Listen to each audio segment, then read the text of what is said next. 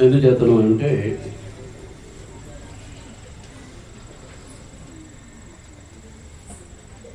మహాదేవుని యొక్క సన్నిధిలో సమయాన్ని గడపటం అనేటటువంటిది చాలా ఆనందదాయకమండి. దేవుని యొక్క సన్నిధిలో ఒక దినము గడపటం 1000 దినముల కంటే శ్రేష్టము అని గ్రంథం తెలియజేస్తున్నది. కాబట్టి దేవుడు మనల్ని ఎంతగానో ప్రేమిస్తూ ఉన్నాడు. మనతో సహవసించటానికి ఆయన అద్వితీయ కుమారుడైనటువంటి యేసుక్రీస్తు ఇష్టపడుతూ ఇలాంటి కార్యక్రమాలు మన బ్రతుకులో అనేకమైన వాటిని అనుగ్రహిస్తూ ఉన్నారు. అందుచేత మనమందరము కూడా దేవుడు అనుగ్రహించేటటువంటి అమూల్యమైనటువంటి సమయాలను సద్వినియోగపరచుకోవాల్సినటువంటి బాధ్యత మన మీద ఉంది.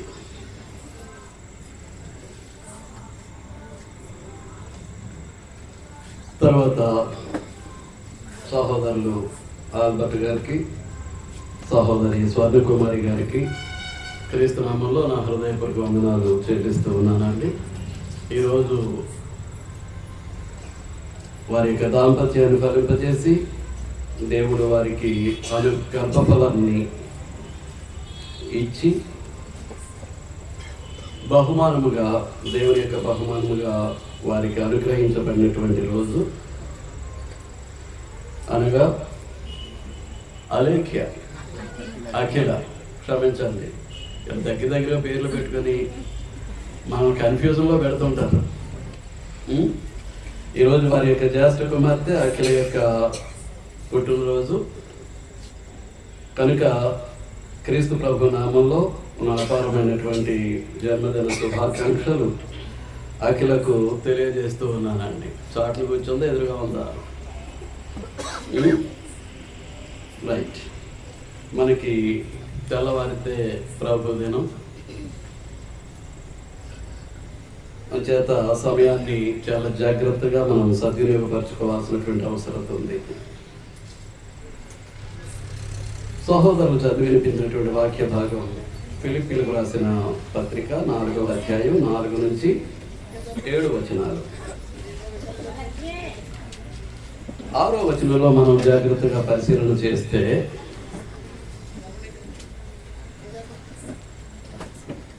దేనిని గూర్చి చింతపడకుడి గాని ప్రతి విషయములోనూ ప్రార్థన విజ్ఞాపనముల చేత కృతజ్ఞతాపూర్వకముగా మీ విన్నపములు దేవునికి తెలియజేయండి. కృతజ్ఞతాపూర్వకంగా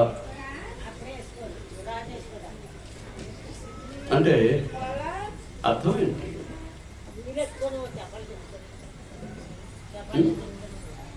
కృతజ్ఞతాపూర్వకంగా అంటే అర్థం ఏంటి?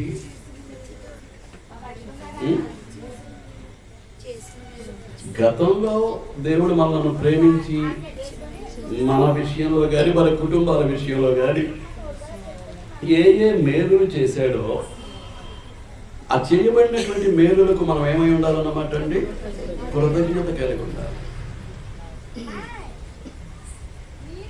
కృతజ్ఞత కలిగి ఉండాలి. ఆ కృతజ్ఞత భావముతో మనం ఏం చేయాలట? మన విన్నపములు దేవునికి తెలియజేయాలి. మన విన్నపాలను ఏం చేయాలి? దేవునికి తెలియజేయాలి. విన్నపాలు దేవునికి తెలియజేస్తూ 2 విషయాలు వాడుతున్నాడు. 1 ప్రార్థన, 2 విజ్ఞాపన. ప్రార్థన, విజ్ఞాపన. ప్రార్థన అనేసరికి నా గురించి, నా కుటుంబం కొరకు నేను చేసుకునేటటువంటిది ప్రార్థన అవుతుంది. నా గురించి, నా కుటుంబం గురించి నేను చేసేటటువంటిది ప్రార్థన అవుతుంది, దేవునితో మాట్లాడేటటువంటిది. కానీ ఇతరుల గురించి మాట్లాడేటటువంటిది విజ్ఞాపన అవుతుంది. ఇతరుల గురించి మనం చేసే ప్రార్థనలో మన కొరకే కాదు, ఇతరుల కొరకు కూడా ప్రార్థన చేసామనుకోండి, అదేమవుతుంది అన్నమాట, విజ్ఞాపన అవుతుంది. ప్రేయర్స్ అండ్ సప్లికేషన్స్ అంటాడు ఇంగ్లీష్లో. ప్రార్థనలు, విజ్ఞాపన. కనుక ప్రార్థన చేసుకుంటే స్వార్థం అవుతుంది. మనం ప్రార్థన చేసుకున్నాం అనుకోండి, నన్ను దీవించండి, నా కుటుంబాన్ని దీవించండి, కావాల్సినవన్నీ ఇచ్చేయండి అని మన కుటుంబం కొరకే మనం చేసుకుంటే అందులో ఏముంటుంది? స్వార్థం ఉంటుంది. కానీ ఇతరుల కొరకు కూడా మనం ప్రార్థన చేయగలిగితే అది నిష్కపటమైనటువంటి నిస్వార్థమైనటువంటి ప్రార్థన, విజ్ఞాపన అవుతుంది. మీకు అర్థమవుతుందా? అందులో విధానాలు మొదలుపెట్టవచ్చు, యాచించవచ్చు. అది మనం చేసేటటువంటి విధానం మీద ఆధారపడి ఉంటుంది. అంచేత ఈ సంవత్సరం ఆల్బర్ట్ గారి గృహంలో చాలా ఆనందకరమైందిగానే చెప్పాలి. ఒకవేళ ఒక పక్క COVID-19 అనేటటువంటి పాండమిక్ సిచ్యువేషన్ కొనసాగుతూ ఉన్నప్పటికీ సహోదరులు వారి యొక్క జీవన విధానాన్ని దేవుని వైపుకు త్రిప్పుకున్నట్లుగా నాకు అనిపించింది.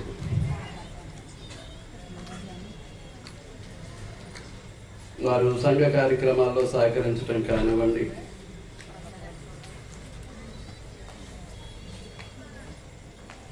ఒక పని ప్రకటించిన తర్వాత ముందుగా వచ్చి దానికి కావాల్సినటువంటి ఏర్పాట్లు చేయటం, ఆ పనిలో తన వంతు సహకారాన్ని అందించటం. ఇక ఆ విషయంలో ఆయన దగ్గర నేను చూసింది ఏంటంటే టైమ్లెస్. ఉదయం అంటే ఉదయం, మధ్యాహ్నం అంటే మధ్యాహ్నం, సాయంకాలం అంటే సాయంకాలం.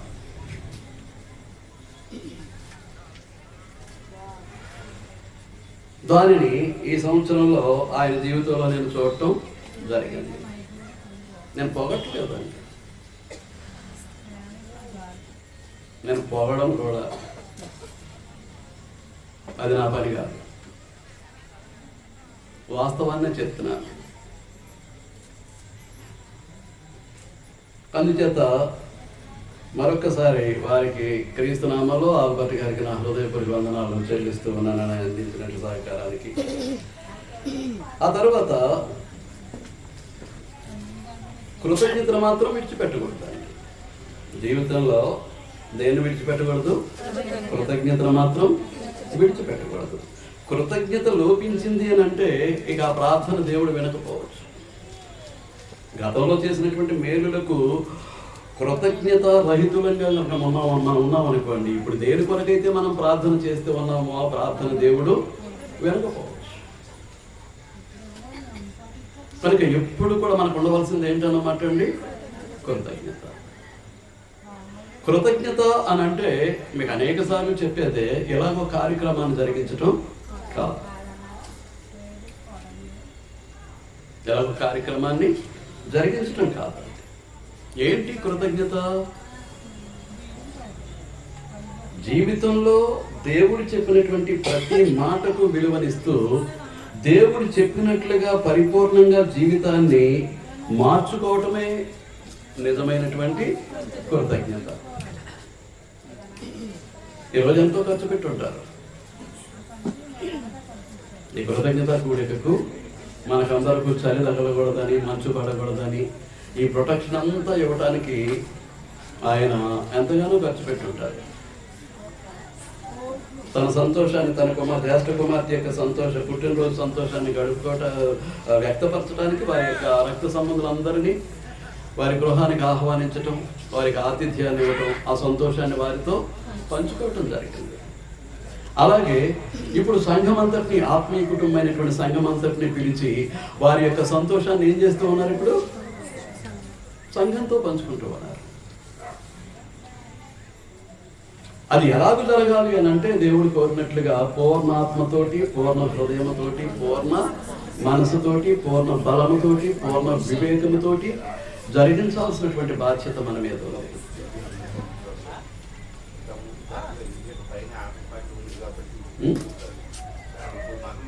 అంచేత ఏంటి అంటే ఈ సమయంలో మనం ఒక వచనాన్ని జ్ఞాపకం చేసుకోవాల్సినటువంటి అవసరం ఉంది. అదేంటి అని అంటే రోమిలకు రాసినటువంటి పత్రిక 12వ అధ్యాయం 1వ వచనాన్ని చూసామనుకోండి. ఏమంటాడు? సహోదరులారా, పరిశుద్ధమును దేవునికి అనుకూలమైనటువంటి సజీవ యాగముగా మీ శరీరములను ఆయనకు సమర్పించుకున్నాడు. ఇట్టి సేవ మీకు యుక్తమైనది. ఇట్టి సేవ మీకు యుక్తమైనది. ఎలాగ సమర్పించుకోవాలట? సజీవ యాగం.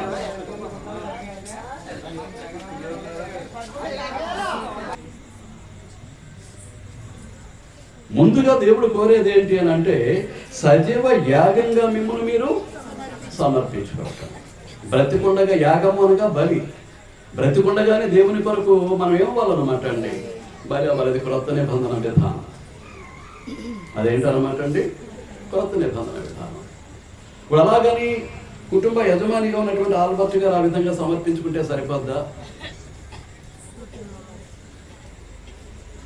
ఆయనకు సాటి అయిన సహాయంగా దేవుని చేత అనుగ్రహించబడినటువంటి స్వర్ణకుమారి గారు కూడా అదే దృక్పథంతో కొనసాగాలి.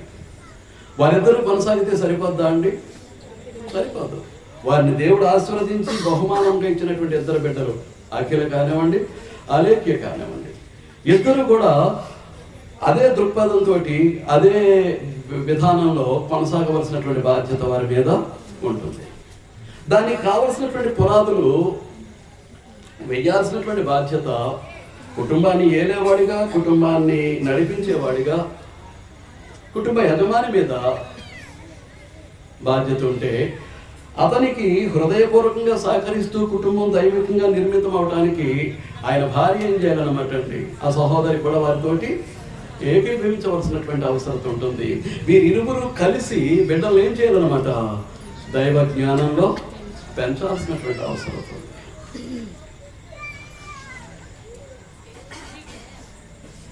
నూట 127వ కీర్తనలో కుటుంబ నిర్మాణాన్ని గురించి మాట్లాడినటువంటి దేవుడు సొలొమోను ద్వారా 128వ వచనంలో కుటుంబ అభివృద్ధిని గురించి మాట్లాడుతున్నాడు. కుటుంబ అభివృద్ధిని గురించి మాట్లాడుతున్నాడు. కుటుంబము దేవునికి మహిమకరంగా వృద్ధి చెందాలి అని అంటే యెహోవా యందు భయభక్తులు అవసరం. యెహోవా యందు భయభక్తులు అవసరం.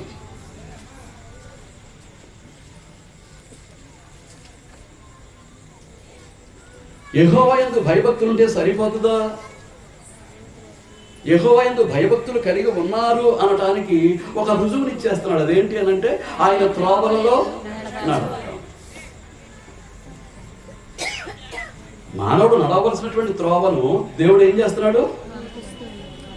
అండి? మానవునికి నిర్దేశిస్తూ ఉన్నాడు. మానవునికి నిర్దేశిస్తూ ఉన్నాడు, డైరెక్ట్ చేస్తూ ఉన్నాడు.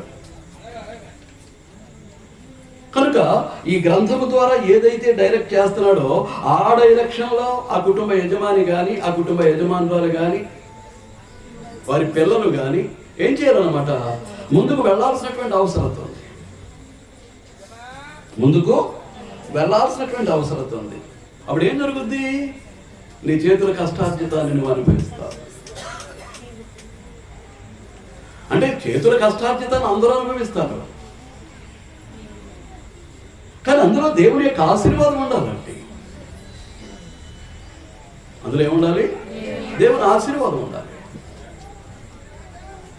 తినే ప్రతి ముద్దలోనూ ఏముండాలి? దేవుని ఆశీర్వాదం ఉండాలి. ధరించుకునే ప్రతి వస్త్రంలోనూ ఏముండాలండి? దేవుని ఆశీర్వాదం ఉండాలి. మనం ఉండేటటువంటి ఇంట్లో ఆ దేవుని ఆశీర్వాదం తొలికిసలాడుతూ ఉండాలి. అది విస్తారమైనటువంటి ధనం కాకపోవచ్చు, స్వల్పమే. కానీ ఆ స్వల్పమైన అందులో ఏముంది? దేవుని ఆశీర్వాదం ఉంది. దేవుని ఆశీర్వాదం ఉంది. విస్తారమైనటువంటి ధనం ఉండటం వలన వాళ్ళు దేవుని చేత ఆశీర్వదింపబడ్డారని, స్వల్పమైనటువంటి ధనం కలిగి ఉండటాన్ని బట్టి వాళ్ళు దేవుని చేత ఆశీర్వదింపబడలేదు అనడానికి అవకాశం లేదు. అవకాశం లేదు. అంటే భౌతికమైనటువంటి సంపద, భౌతికమైనటువంటి ఆశీర్వాదాలు, దీవెనలు మన భయభక్తులకు ఆయన త్రోవల్లో నడుస్తున్నాం అనడానికి ప్రామాణికం కాదు. ఆయన ఎందుకు భయభక్తులు కలిగి ఆయన త్రోవల్లో నడుస్తున్నాం అనటానికి భౌతికమైనటువంటి ఉన్నత స్థితి అది ప్రామాణికం కాదు. మన జీవితం ప్రామాణికం. ఏది ప్రామాణికం అండి? మనం జీవిస్తున్నటువంటి జీవితం.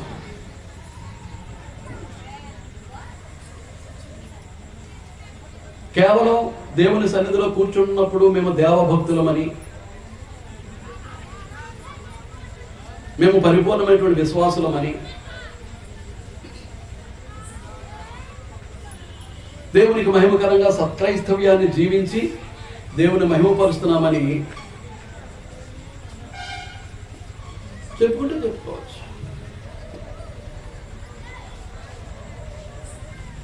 చెప్పుకుంటే చెప్పుకోవచ్చు. కానీ వాస్తవానికి అది జీవితంలో కనిపించినప్పుడు చెప్పుకోవడం వల్ల ప్రయోజనం లేదు. చెప్పుకోవడం వల్ల ప్రయోజనం లేదు. నీవు ధన్యుడవు.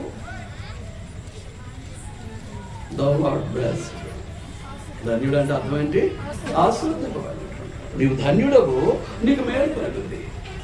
దేన్ని బట్టి? ఆయన యందు భయభక్తులు కలిగి ఆయన త్రోవలలో నడవటాన్ని బట్టి నీకేం కలుగుద్ది? మేలు కలుగుద్ది. నీకు మేలు కలుగుద్ది.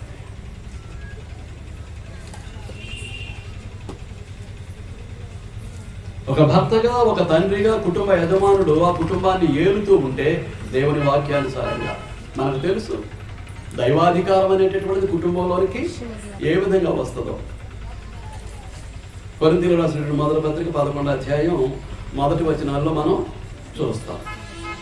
దేవుడి దగ్గర నుంచి క్రీస్తుకు, క్రీస్తు దగ్గర నుంచి కుటుంబ యజమానికి, కుటుంబ యజమాని నుంచి స్త్రీకి, ఆ తర్వాత వారి ఇరువురు కలిసి ఎవరికి ఇస్తారు? పిల్లలకి ఇస్తారు. అది దైవికమైనటువంటి సంస్థ. ఆ దైవికమైనటువంటి విధానంలోనే కుటుంబం కొనసాగవలసినటువంటి బాధ్యత ఉంటుందండి. మీకు అర్థమవుతుందా? తల్లిదండ్రులకు మాత్రమే మేలు కాదు, ఆ యజమానునికి మాత్రమే మేలు కాదు, పిల్లలకు మేలు కలగాలి. పిల్లలకు మేలు కలగాలి అని అంటే నీకు మేలు కలిగినట్లు నీ తల్లిని తండ్రిని సన్మానించము. ఎఫెసీయులకు రాసిన పత్రిక 6వ అధ్యాయం 1వ వచనం. నీకు మేలు కలిగినట్లు నీ తల్లిని తండ్రిని సన్మానించము. అప్పుడు నువ్వేమవుతావు? అర్థంతరంగా చావవు. దేవుడిచ్చినటువంటి పూర్ణ ఆయుష్ కాలాన్ని నువ్వు అనుభవిస్తావు. ఒక కొడుకుగా, కూతురుగా. కుటుంబాన్ని ఆ విధంగా మలుచుకోవాల్సినటువంటి బాధ్యత కుటుంబంలో ఉన్నటువంటి ప్రతి ఒక్కరి మీద ఉంది. కుటుంబాన్ని కట్టేది ఎవరు అంటే, ఎవరైతే ఏలతానికి దేవుని చేత అధికారం పొందారో ఆ వ్యక్తి ఏం చేయాలి? కుటుంబాన్ని కట్టాలి. ఇక్కడ ఉన్నటువంటి సహోదరులు అందరి మీద బాధ్యత ఉంది. నీ కొరకు కాదు కుటుంబం, నా కొరకు కాదు, మనలో ఎవ్వరి కొరకు కాదు. ఈ కుటుంబ వ్యవస్థ అనేటటువంటిది దేవుని కొరకు, దేవుని మహిమ కొరకు.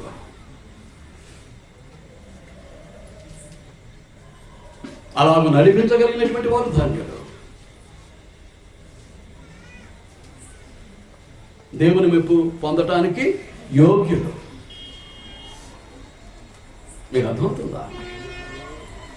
అంచేత నీవు ధన్యుడవు, నీకు మేలు కలుగుతుంది. ఇప్పుడు ఈయన కట్టాలి, ఏలతాడు కాబట్టి ఈయన ఏం చేయాలి? కుటుంబాన్ని కట్టాలి. ఆయనకు ఆయన భార్య ఏం చేయాలి?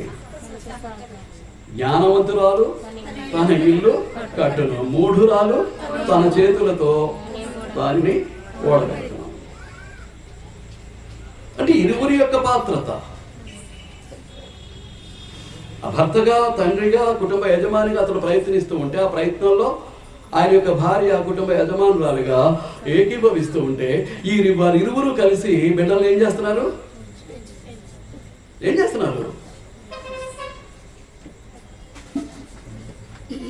దేవునికి మహిమకరంగా వారి జీవితాలు తీర్చిదిద్దుతూ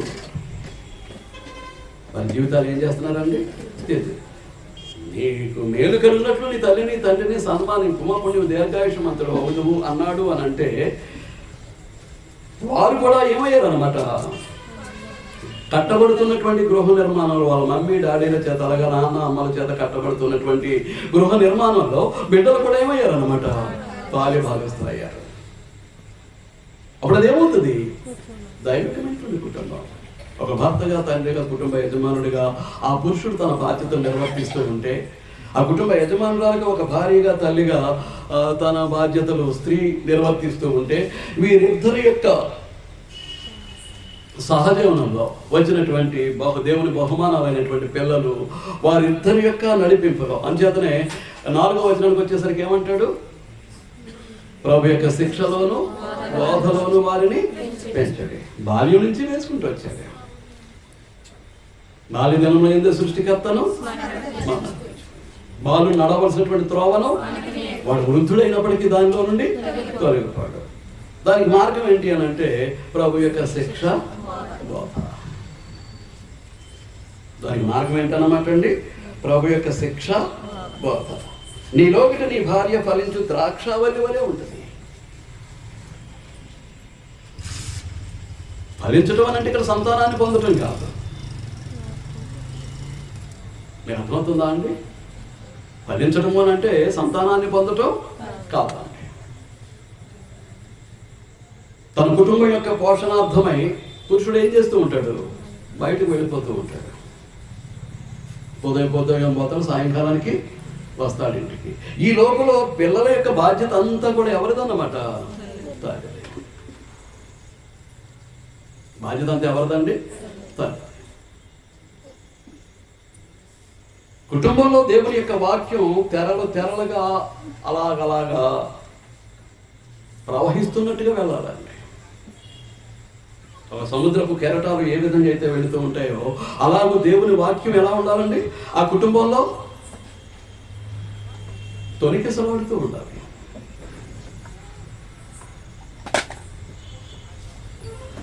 దేవుని వాక్యము చేతే బిడ్డలను క్రమశిక్షణ చేయాలి తప్ప నేను కొట్టేస్తాను, చంపేస్తాను, చీరేస్తాను, చర్మం తీసేస్తాను, ఈ కంప్యూటర్ యుగంలో ఎత్తులేం పాపం.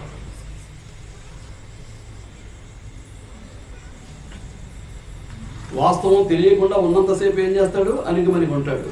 కొట్టేస్తానన్నా, చర్మం తీసేస్తానన్నా, చంపేస్తానన్నా, ఏం చేసేస్తానన్నా. కానీ వాస్తవ పరిస్థితులు ఈ కంప్యూటర్ యుగంలో బిడ్డ అర్థం చేసుకున్న తర్వాత ఆ బెదిరింపులకి భయపడ్డాడు. ఆ బెదిరింపులకి భయపడ్డాడు. కనుక ఫలించటము అంటే సమయం దొరికిన కొలది గ్రంథాన్ని పఠించటం, సందర్భాన్ని బట్టి ఆయా ఆత్మీయ సంగతులు ఏదైతే వాక్యంలోంచి చదువుకుని నేర్చుకున్నామో లేకపోతే బోధించడం ద్వారా మనం విన్నామో ఆ సంగతులను బిడ్డలతోటి ముచ్చటిస్తూ ఉండాలి. అనవసరమైన చెత్త అంతా మాట్లాడుతూ ఉంటాం.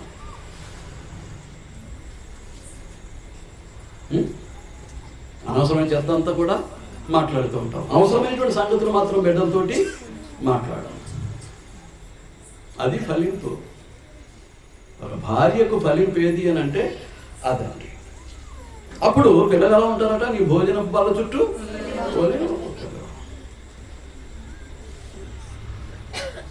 పిల్లలు ఎలా ఉంటారండి? ఇంచుమించుగా సంవత్సరం పాటు జలప్రలయంలో చిక్కుబడి మొత్తం వృక్ష సంపద అంతా కూడా నాశనం అయిపోయింది. మురికిపోయి ఆ నీటిలో మురికిపోయి వృక్ష సంపద అంతా నాశనం అయిపోయింది. ఆ తర్వాత వృక్ష సంపద అంతా వృద్ధి చెందింది ఎలాగోనంటే వాటి యొక్క విత్తనాలను బట్టి. కానీ ఒలీవ మొక్క మాత్రం కాస్త ఆ జల సాంద్రత తగ్గిన వెంటనే, ఆ నీరు కొంచెం తగ్గిన వెంటనే ఏం చేసిందండి? వెంటనే చిగుర్చింది. అది ఒలీవ మొక్క యొక్క విధానం. ఎన్నో సమస్యలు వస్తూ ఉంటాయి, ఎన్నో శోధనలు కలుగుతూ ఉంటాయి, ఎన్నో కష్టాలు వస్తూ ఉంటాయి. కానీ పిల్లలు ఎలా ఉండాలి? వెంటనే కాస్త నీటి మట్టం దిగిన వెంటనే చిగుర్చినటువంటి ఒలీవ మొక్క వలె బిడ్డల యొక్క జీవితాలు ఉండాలి అని అంటే చెప్తున్నాను కదా, దేవుని వాక్యమే ఆ జీవితానికి సారం. దేవుని వాక్యమే ఆ జీవితానికి సారం. దాన్ని ఇవ్వటానికి ప్రయత్నం చేయాలండి తల్లిదండ్రులు. దాన్ని ఇవ్వటానికి ప్రయత్నం చేయాలండి బిడ్డలకు. నువ్వు కోట్ల ఆస్తి ఇచ్చిన వాడు దుర్మార్గుడు, దుష్టుడైతే 3 రోజుల్లో ఏం చేస్తాడు? సర్వనాశనం చేసి రోడ్డు మీద ఉంటాడు.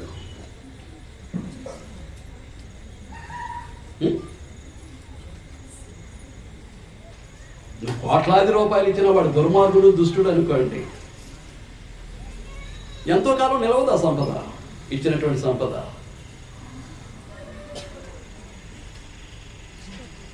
కానీ దేవుని జ్ఞానాన్ని ఇచ్చామనుకోండి, నువ్వు ఇచ్చే సంపదతో పని లేదు వారికి.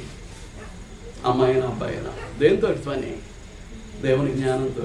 నాకు దేవుడు మేలు చాలు, నాకు దేవుడిని ఇచ్చావు, నాకు చాలు డాడీ. దేవుని జ్ఞానాన్ని ఇచ్చావు చాలు, మరి మీ డబ్బులు మీ దగ్గరే ఉంచుకోండి, నేను ప్రయత్నం చేస్తాను, ధనాన్ని సంపాదించడానికి నేను ప్రయత్నం చేస్తాను.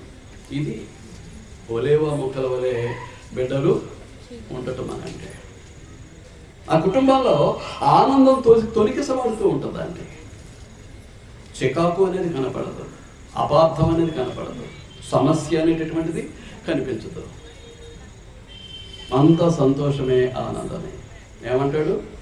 ఆనందించుడి ప్రభువునందు ఎల్లప్పుడూ ఆనందించుడి. ప్రభువునందు స్వచ్ఛమైనటువంటి జీవితాన్ని కనుక వాక్యానుసారంగా మనం జీవించగలిగితే ఆ కుటుంబంలో ఏముంటుందన్నమాట అండి? ఏముంటుందండి? ఆనందము, సంతోషము. మీకు అర్థమవుతుందా అండి? కుటుంబం అభివృద్ధిది, దేవుడు కోరుకున్నటువంటి కుటుంబ అభివృద్ధి. ఏ విషయంలో? ఏ విషయంలోనండి? ఆత్మ సంబంధమైనటువంటి జీవిత విషయాల్లో. ఏమి తిందుమో, ఏమి త్రాగుదమో, ఏమి ధరించుకుందామో అని మీ దేహమును గురించి, ఆ ప్రాణాన్ని గురించి మీరు చింతించకండి. అన్యజనులు వాటన్నిటిని గురించి చింతిస్తారు. కానీ మీరేం చేయాలి? నా రాజ్యమును నీతిని మొదలు. రాజ్యం అనగా క్రీస్తు సంఘం. నేటి క్రైస్తవ ప్రపంచానికి ఇంకా దేవుని రాజ్యం రాలేదు అనేటటువంటి వాదన ఉంది. పచ్చి తప్పు, అబద్ధపు బోధ. క్రీస్తు సంఘమే దేవుని రాజ్యం.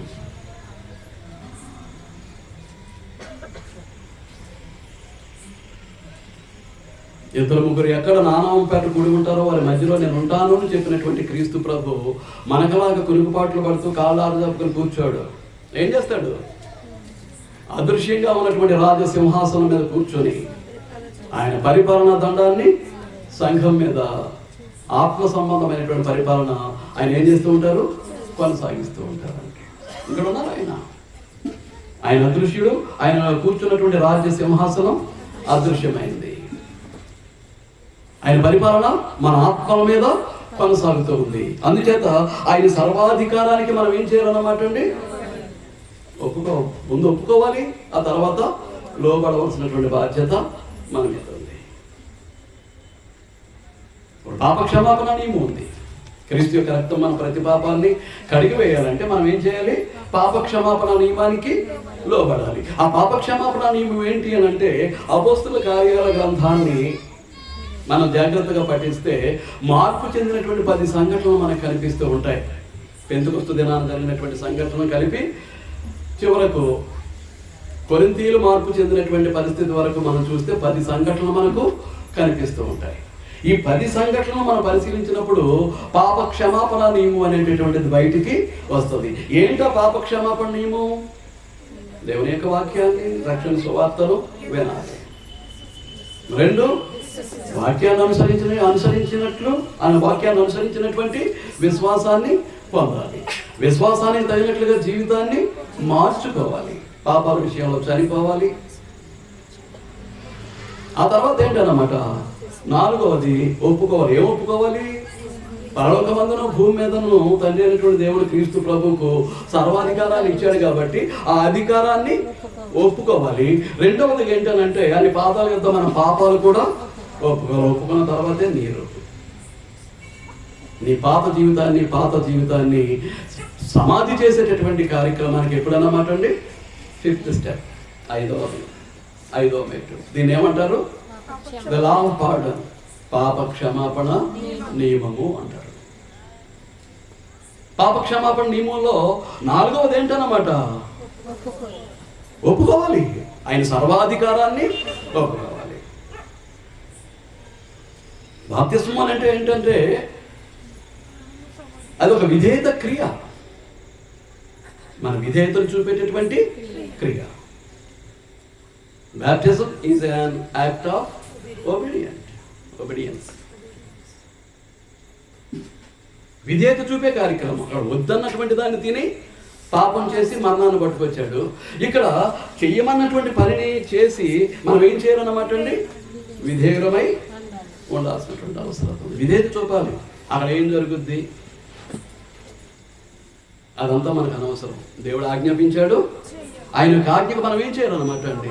విధేయత చూపాల్సినటువంటి బాధ్యత మన మీద ఉంది. ఆయన అధికారాన్ని అంగీకరించి ఆయన అధికారానికి విధేయత చూపిస్తూ ఆయనకు లోబడి మీరు తండ్రి యొక్క కుమారుని యొక్క పరిశుద్ధాత్మ యొక్క నామమున క్రీస్తులో అని క్రీస్తు నామమున బాప్తిస్మం పొందమని ఆజ్ఞాపించాడు. కాబట్టి ఆ ఆజ్ఞకు మనం ఏం చేయాలి? విధేయత చూపించాలి, లోబడాలి. మీకు అర్థమవుతుందా? ఇలాంటి పరిస్థితి మన జీవితంలో జరగాలండి. ఒప్పుకోవాలి, ఆయన అధికారాన్ని ఒప్పుకోవాలి అని అంటే మనం ఏం చేయాలన్నమాట అండి? విధానాన్ని మనం నేర్చుకోవాల్సినటువంటి అవసరం ఉంది. విధానాన్ని మనం ఏం చేయాలి? నేర్చుకోవాలి. యేసుక్రీస్తు ప్రియమైనటువంటి కుమారుడు. ఎవరికి? దేవుని. చూడండి మత్తయి సువార్త 3వ అధ్యాయం.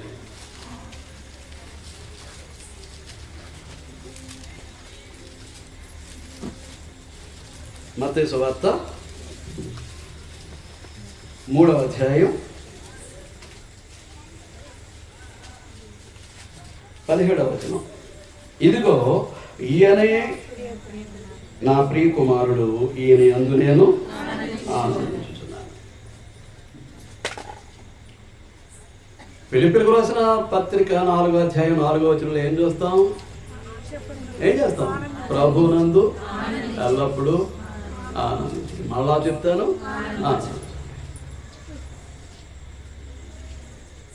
అది మన ఆనందాన్ని గురించి మాట్లాడేటటువంటి మాట.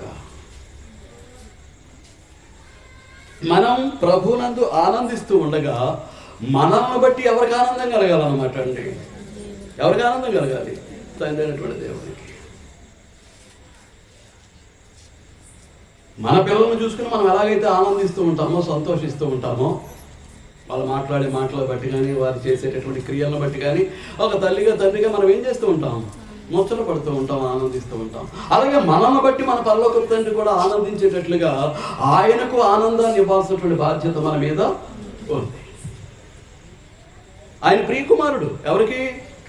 దేవునికి. ఇక్కడ చెప్పట్లేదు. ఆయన మరణ ఛాయలు దగ్గర పడుతున్నటువంటి పరిస్థితుల్లో కూడా ఆయన ఆ మాట చెప్పినటువంటి పరిస్థితిని మనం చూస్తాం. చూడండి మత్తయి సువార్త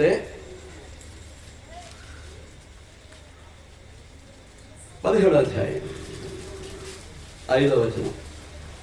రూపాంతరపు చెందినటువంటి సందర్భంలో క్రీస్తు ప్రభు రూపాంతరపు కొండ మీద రూపాంతరం చెందినటువంటి సందర్భంలో అతడు ఇంకనూ మాట్లాడుచుండగా ఏం జరిగింది అక్కడ? క్రీస్తు ప్రభు కొండ మీద నిలబడి ఉన్నారు. పేతురు, యోహాను, యాకోబులు ఆయన వెంట ఉన్నారు. ఈ లోపల ఏం జరిగింది? ఆయన ఆంతర్య రూపాన్ని ప్రదర్శించడం జరిగింది. ఆయన ఆంతర్య రూపం ఎలాంటి రూపం? అది దైవ సంబంధమైనటువంటి రూపం. దేవుడు ఎట్టి పరిస్థితుల్లో ఉంటాడు? సమీపింపరాని తేజస్సులో ఉంటాడు. తిమోతికి రాసినటువంటి మొదటి పత్రికలు చెప్పినట్లుగా ఆయన ఎలా ఉంటాడు? సమీపింపరాని తేజస్సులో అమరత్వం గలవాడై ఉంటాడు. అట్టి స్థితిని క్రీస్తు ప్రభు తన శరీరంలో ఎక్కడ చూపించాడు? రూపాంతరపు కొండ మీద. ఆ సందర్భాలు ఎవరు వచ్చారు? ధర్మశాస్త్ర ప్రతినిధిగా మోషే వచ్చాడు, ప్రవక్తల ప్రతినిధిగా ఏలియా వచ్చాడు. అటు ధర్మశాస్త్రం కానీ ఇటు ప్రవక్తలు కానీ చెయ్యలేనటువంటి పనిని ఎవరికి అప్పగించారు? క్రీస్తు ప్రభుకి అప్పగించారు. దేవుడు అప్పగించాడు. దానిని కూర్చున్నటువంటి కొంత ముచ్చట అక్కడ క్రీస్తు ప్రభువుకు, మోషేకు, ఏలియాకు జరిగినట్లుగా మనం భావించవచ్చు. ఆ సందర్భంలో మాట్లాడుతూ అంటాడు చూడండి, అతను ఇంకనూ మాట్లాడుచుండగా ఇదిగో ప్రకాశమానమైన ఒక మేఘము వారిని కమ్ముకొనెను. ఇదిగో ఈయన నా ప్రియకుమారుడు, ఈయన యందు నేను ఆనందించుచున్నాను. ఈయన మాట వినుడని ఒక శబ్దము మేఘములో నుండి పుట్టెను. యేసుక్రీస్తు ఎవరన్నమాట? ఎవరన్నమాట? దేవునికి ప్రియమైనటువంటి కుమారుడు. కనుకనే తనను వెంబడించేవారు అందరూ, తన యందు విశ్వాసం ఉంచిన వారు అందరూ ఎలా ఉండాలి? దేవునికి ప్రియమైనటువంటి కుమారులై ఉండాలి. దేవునికి ప్రియమైనటువంటి కుమారులై ఉండాలి అని అంటే ప్రతి క్రైస్తవుడు, ప్రతి క్రైస్తవురాలు కూడా ఏం చేయాలన్నమాట అండి? క్రీస్తును వెంబడించాల్సినటువంటి అవసరం ఉంది. క్రీస్తును వెంబడించాల్సినటువంటి అవసరం ఉంది. క్రీస్తు లాంటి జీవితాన్ని అలవర్చుకోవడానికి సాధన చేయాల్సినటువంటి అవసరం ఉంది, కృషి చేయాల్సినటువంటి అవసరత ఉంది. ఎలాంటి జీవితం కొరకు? ఎలాంటి జీవితం కొరకండి? క్రీస్తు లాంటి జీవితం కొరకు. క్రీస్తు లాంటి జీవితం కలిగిన వాడే క్రైస్తవుడు. క్రీస్తును ఖచ్చితంగా వెంబడించేటటువంటి వాడే ఎవరన్నమాట అండి? క్రైస్తవుడు. అంచేతన శిష్యులను పిలిచేటప్పుడు ఆయన ఏమన్నాడు? నన్ను వెంబడించండి. నన్ను వెంబడించేవాడు ఏం చేస్తూ ఉంటాడు? నేర్చుకుంటూ ఉంటాడు. చూడండి మత్తయి సువార్త 11వ అధ్యాయం. సోదరులు చదివి వినిపించారు. మత్తయి సువార్త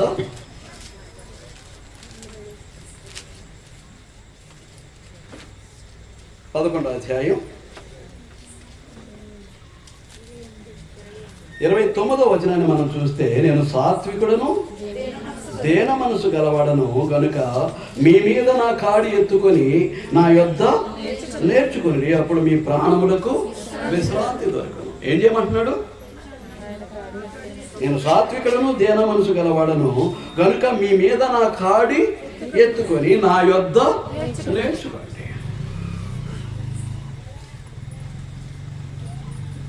క్రీస్తును వెంబడించడం, క్రీస్తు లాంటి జీవితం కలిగి ఉండటం అనేటటువంటిది ఏంటన్నమాట? బరువు, భారం తక్కువ ఉండేటువంటి, అదంత తేలిగ్గా జరిగేటటువంటి పని కాదు.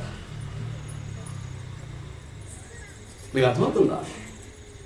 అందుచేతనే క్రీస్తు ప్రభు చెప్పిన మాట ఏంటి అని అంటే, నా యొద్ద నేర్చుకోండి.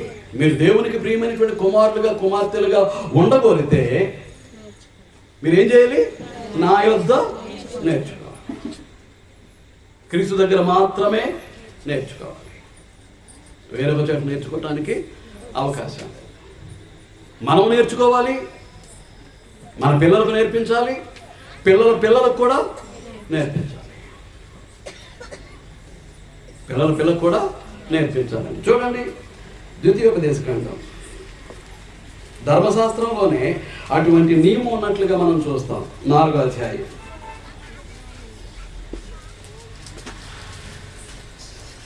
ద్వితీయోపదేశకాండం 4వ అధ్యాయం 5వ వచనం. నా దేవుడైన యెహోవా నాకు ఆజ్ఞాపించినట్లు మీరు స్వాధీనపరచుకొనబోవు దేశమున మీరు ఆచరింపవలసిన కట్టడలను, విధులను మీకు ఏమంటున్నాడు పౌలు క్షమించండి, మోషే ఏమంటాడండి? మోషే ఏమంటున్నాడు?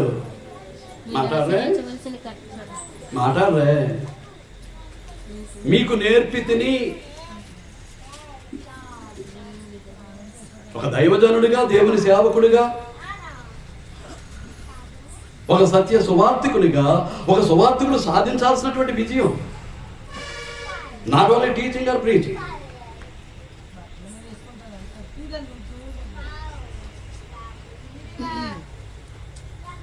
బోధిస్తేనే, ఉపదేశిస్తూనే అయ్యే పని కాదు. అది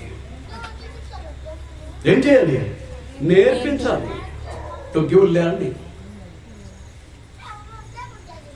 ఏం చేయాలండి? నేర్పించాలి.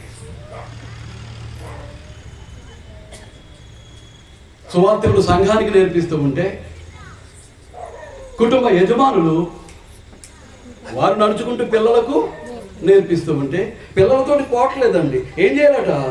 పిల్లలకు ఏం చేయాలటండి? పిల్లలకు. చూడండి 9వ వచనం. అయితే నీవు జాగ్రత్త పడము, నీవు కన్నులారా చూచిన వాటిని మరొక ఉండునట్లు, అవి నీ జీవితకాలం అంతయు నీ హృదయములో నుండి తొలగిపోకుండానట్లును నీ మనస్సును బహు జాగ్రత్తగా కాపాడుకొనుము, నీ కుమారులకును కుమారుల కుమారులకును వాటిని నేర్పి. ఏం చేస్తున్నావు?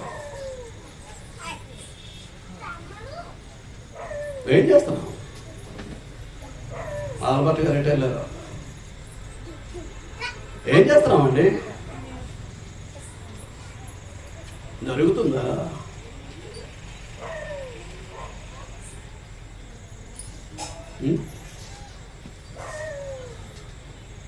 ఏం చేయాలంటే కుమారులతో పోదట, కుమారులు కుమార్తెలతోటి పోదు, కుమారుల కుమార్తెల కుమారుల కుమార్తెలకు.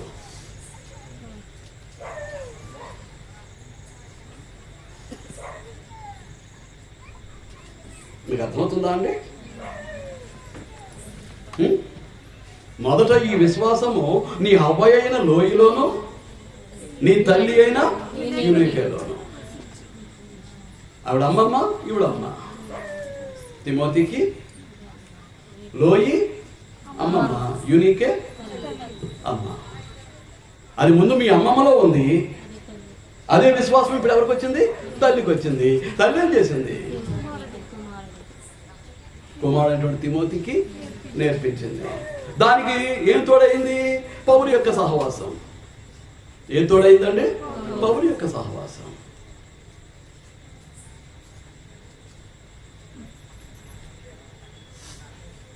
నీకు అర్థమవుతుందా? మనం వెళదాం అక్కడికి. తర్వాత ఏం చేయమంటున్నాడు? నీ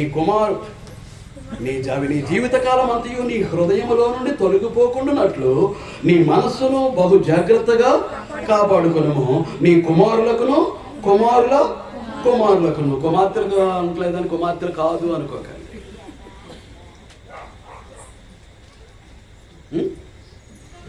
ఏంటి? నేర్పి వాటిని ఏం చేయాలటండి? నేర్పాలట. తద్వారా ఏంటి? 10వ వచనం, నీవు హోరేబులో నీ దేవుడైన యెహోవా సన్నిధిని నిలిచి ఉండగా, యెహోవా నా యొద్దకు ప్రజలను కూర్చుము, వారు ఆ దేశం మీద బ్రతుకు దినములన్నీ నాకు భయపడ నేర్చుకొని. తద్వారా ఏం నేర్చుకుంటారండి? ఇప్పుడు 1వ వచనం చూసాం, కీర్తన, యెహోవా యందు భయభక్తులు కలిగి. యెహోవా అంటే భయం కావాలి. భయం ఉంటే వస్తుంది భక్తి అనేది వస్తుంది, లేకపోతే విచ్చలవిడితనం వస్తుంది. ఆ భయము భక్తి అనేది దేని ద్వారా వస్తుంది? నేర్పిస్తే, నేర్చుకుంటూ ఉంటే వచ్చేటటువంటిది. నేర్పించేవాడు నేర్పిస్తూ ఉంటే, నేర్చుకునేవాడు నేర్చుకుంటూ ఉంటే, నేర్చుకునేవాడు మరొకరికి నేర్పిస్తూ ఉంటే. దేవుడు అంటే భయపడటం నేర్చుకోవాలన్నాడండి. దేవుడు అంటే భయపడటం నేర్చుకోవాలి. టైం అవుతుంది అనుకేసరికి సంకల్లో పెట్టుకుని వచ్చేయటం కాదు పరిశుద్ధ గ్రంథాన్ని. ఆ వాక్యానికి జీవితంలో ఏమైనా చోటు ఉందా? మంచి నేలను పడినటువంటి విత్తనం వల్లే హృదయంలో అది ఫలిస్తూ ఉందా? లేకపోతే త్రోవలాగా ఉంటే సాతాను ఎత్తుకుపోయి, కఠిన హృదయంలాగా ఉంటే మొలిచినప్పటికీ అది ఫలింపకపోయి మాడిపోయి ఎండకు, ఒకవేళ ముండ తుప్పల్లో ఉంటే ఈలోక సంబంధమైనటువంటి ఐక్య విచారాలు ఉంటే అది మొలిచినప్పటికీ చుట్టూ ఉన్నటువంటి ముండ్ల తుప్పలు అనగదొక్కేస్తూ ఉంటే ఫలింపు లేకుండా మన హృదయాలు ఉంటే ఏం జరగదన్నమాట? నేర్చుకోవటం జరగదు, నేర్పించడం జరగదు. ఎలా ఉన్నామంటే అలాగే ఉన్నాం. ఎలా ఉన్నామంటే అలాగే ఉన్నాం. మీకు అర్థమవుతుందా? దేవునికి భయపడటం నేర్చుకొని. తండ్రికి ఉందా? తల్లికి ఉందా? దేవుడు అంటే భయం ఉంటే పిల్లలకి ఏం చేయొచ్చు అన్నమాట?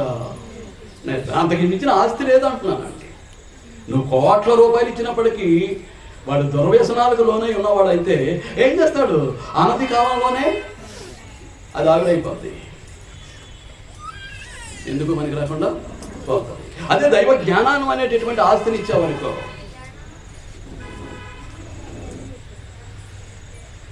దైవ జ్ఞానం అనేటటువంటి ఐశ్వర్యాన్ని కలిగిస్తే ఏం చేస్తాడు? వాడు జీవితాన్ని చక్కగా నడిపించుకోవడానికి అవకాశం ఉంటుంది. అర్థమవుతుందా అండి? దేవునికి నాకు భయపడ నేర్చుకొని తమ పిల్లలకు నేర్పునట్లు.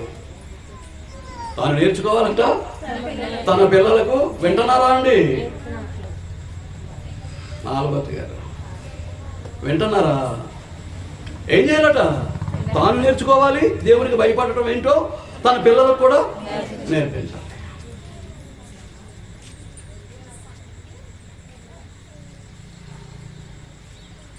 ఇదే పని తల్లిదండ్రులకి. దీన్ని గనక సాధించారు అని అంటే వారి జీవితంలో అనుకున్నదంతా సాధించేసినట్లే.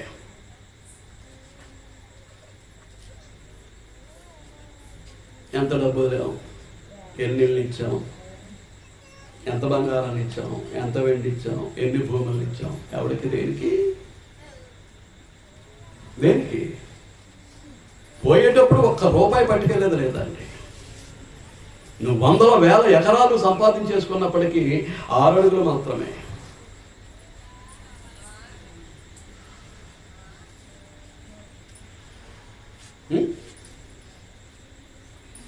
దేవుని కొరకు ఎంతో శ్రమ పడినటువంటి వారు, స్కూల్స్ కాలేజీలు పెట్టి నడిపించినటువంటి వారు, వారు దేవుడిచ్చినటువంటి ఆశీర్వాదాన్ని బట్టి అనుకుందాం 10 ఎకరాలు 15 ఎకరాలు సంపాదించుకున్నారు. అన్ని రకాల సంపద అందులో ఉండేటట్లుగా చూసుకుంటున్నారు. కానీ చివరికి ఎంత? వారికి చివరికి ఉపయోగించుకునేటటువంటి స్థలం ఎంత? ఎంతండి? 6 అడుగులు.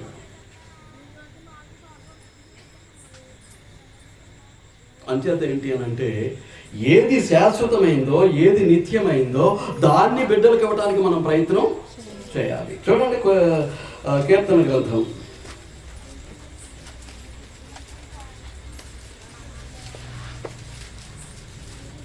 119వ కీర్తన.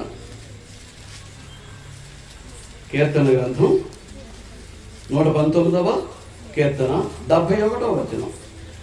నేను నీ కట్టలను నేర్చుకున్నట్లు శ్రమ నొంది ఉండుట నాకు మేలయ్యను.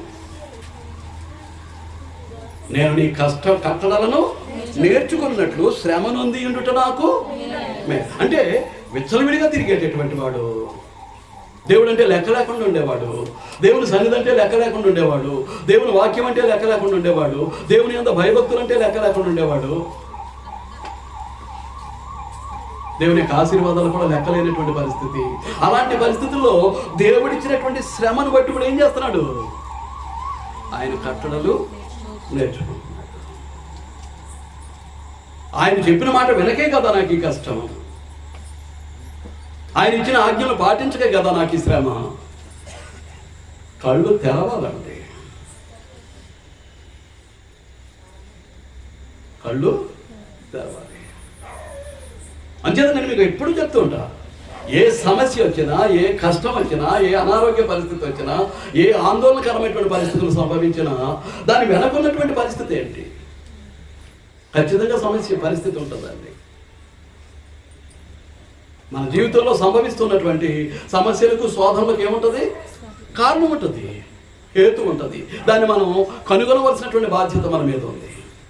ఏం చేస్తానంటే భర్తను దిద్దుకోవాలి, సరి చేసుకోవాలి. సరి చేసుకోకపోతే అలాగే ఉంటుంది.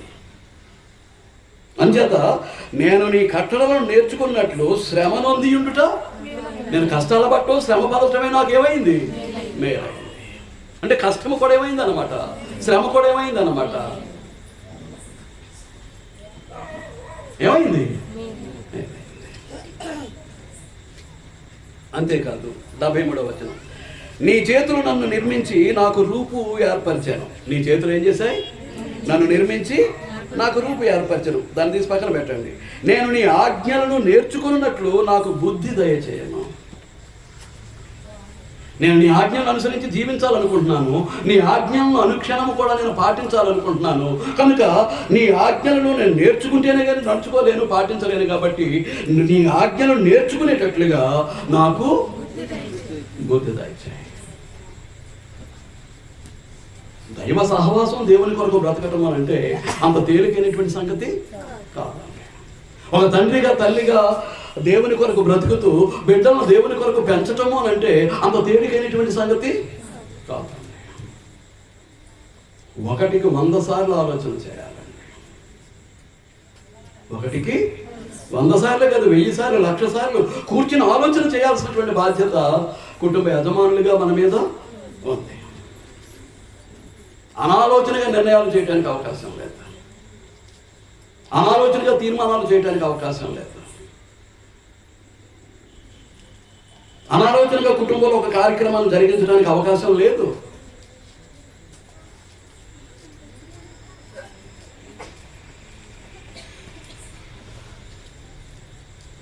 మీరు అర్థమవుతుందా?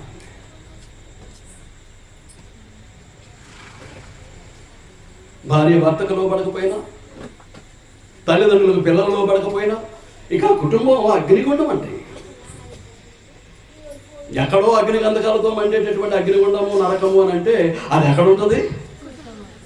ఎక్కడుంటుందండి? కుటుంబంలోనే ఉంటుంది. సంబంధాలు ఉండవు, సమాధానం ఉండదు, ఎవరిష్టం వాళ్ళది. ఏం కుటుంబమో తెలియదు, అది ఏ రకమైన కుటుంబమో అర్థం కాదు.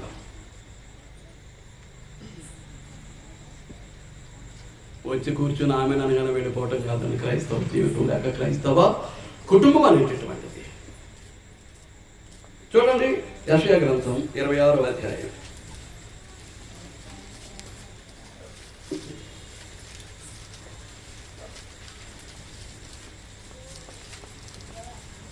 యెషయా గ్రంథం 26వ అధ్యాయం 9వ వచనం. రాత్రివేళ నా ప్రాణము నిన్ను ఆశించుచున్నది, నాలోనున్న ఆత్మ ఆసక్తితో నిన్ను ఆశ్రయించుచున్నది. నీ తీర్పులు లోకమునకు రాగా లోక నివాసులు నీతిని నేర్చుకుంటారు.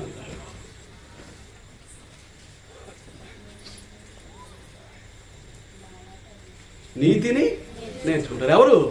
లోక నివాసులు. ఎప్పుడు? దేవుని యొక్క తీర్పులు లోకంలో సంభవిస్తూ ఉన్నారు. మనం ఆది కాండం నుంచి కూడా దైవ సహవాసం నుంచి, దైవ సాన్నిధ్యాన్ని నుంచి ఏం చేశాడు? బయటికి వెళ్ళేశాడు. ఎవరిని? ఆది దంపతుల్ని. పనిష్మెంట్ స్పష్టంగా కనపడుతుంది. దేవుని మాట వినకపోతే దేవుడు ఏం చేస్తాడు అనేది స్పష్టంగా కనిపిస్తుంది. దిద్దుకోవాల్సిన బాధ్యత మంది. పాపులతో ఆయన సహవాసం చేయడు, స్నేహం చేయడు. ఆయన పరిశుద్ధుడు. ఆయన ఎవరండి? పరిశుద్ధుడు. పాపులతో ఎందుకు సహవాసం చేస్తాడు? మృతులతో సహవాసం చేయడు. ఆయన సజీవుడు. దేవుడు ఎవరండి? సజీవుడు కనుక మృతులతో, చచ్చిన వారి, పాపము చేత చచ్చినటువంటి వారితో ఆయన స్నేహము సహవాసం చేయడు. నోవాహు జలప్రళయం, ఎన్ని లక్షల కోట్ల మంది జలప్రళయంలో చచ్చారో మనకు తెలియదు. ఎంతమంది రక్షింపడ్డారు? 80 9 పురుషులు, 9 స్త్రీలు. 80. మీకు అర్థమవుతుందా? అలాంటి సంఘటనలు కోకొల్లలు. ఇశ్రాయేలీయుల యొక్క అరణ్య యాత్రలో ఐగుప్తు బానిసత్వం నుంచి 430 సంవత్సరాల తర్వాత విడుదల పొంది వాళ్ళు పాలస్తీనా కనుక దేవుడు వాగ్దానం చేసినటువంటి వాగ్దాన భూమికి చేసేటటువంటి యాత్రలో ఎంతమంది బయలుదేరారండి? రమారమి 40 లక్షల మంది. రమారమి 40 లక్షల మంది షోమారుగా. వాళ్ళు ఎంతమంది? 20 సంవత్సరాలు పైబడి యుద్ధం చేయనటువంటి వీళ్ళు ఎంతమంది? 6,03,550 మంది. వారి భార్యలు ఇంకొక 6 లక్షలు. పోనీ జంటకు ఒక బిడ్డే వేయండి, ఒక బిడ్డే ఉంటాడంటారా? మరొక 6 లక్షలు. అతని తల్లిదండ్రులు, ఈమె తల్లిదండ్రులు, వీళ్ళందరూ వాళ్ళతోటే ఉన్నారా? ఇప్పుడు ఈ విధంగా కౌంట్ చేసుకుంటే వెళ్ళామనుకోండి, రమారాం ఎంత వచ్చేస్తారన్నమాట? 40 లక్షల మంది. ఎంతమంది మిగిలారు? అక్కడి నుంచి బయలుదేరిన వాళ్ళు 2 మిగిలారు. కనుక అటువంటి సంఘటనలు మనం చూస్తూ ఉన్నప్పుడు మనం ఏం చేయాలన్నమాట అండి? నీతిని నేర్చుకోవాల్సినటువంటి అవసరం ఉంది. నీతి అంటే ఏంటి? దేవుడు చెప్పిన దాన్ని చెప్పినట్లుగా ఆచరించి జీవించటమే నీతి. దేవుడు వద్దు అన్నాడు అని అంటే ఇక అది వద్దు అంతే, మనకు వద్దు. దేవుని కుమారులుగా కుమార్తెలుగా అది మనకు వద్దు. ఇది చెయ్యి అన్నాడు అనుకోండి దేవుడు, దేవునికి ప్రియమైనటువంటి కుమారులుగా కుమార్తెలుగా అది మనం చెయ్యాలి. అది నీతి,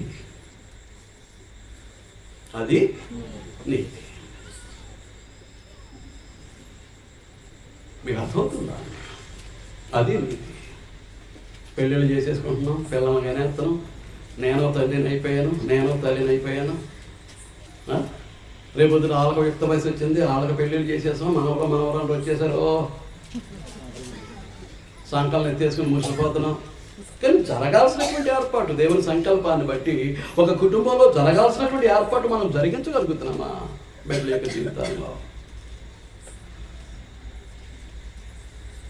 మొక్కగా ఉన్నప్పుడే ఏదైనా మలచటం, అది మానయిన తర్వాత ఏం చేస్తుంది?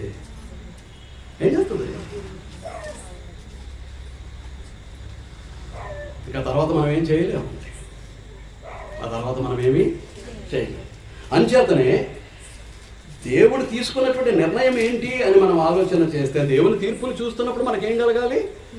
లోక నివాసులు నీతిని అనుసరించడానికి, అయ్యో ఎలాగూ దేవుడు శిక్షించేస్తున్నాడే, దేవుడు ఎలాగూ తన ఉగ్రతను కుమ్మరించేస్తున్నాడే, దేవుడు ఎలాగూ మా ఇబ్బందులు పాలు చేసేస్తున్నాడే అనే భయంతో ఏం చేయాలి? దేవుని యొక్క నీతిని అనుసరించాలి. అంచేత ఏమంటాడండి? దేవుని వాక్యం ఎక్కడ ఉండాలి?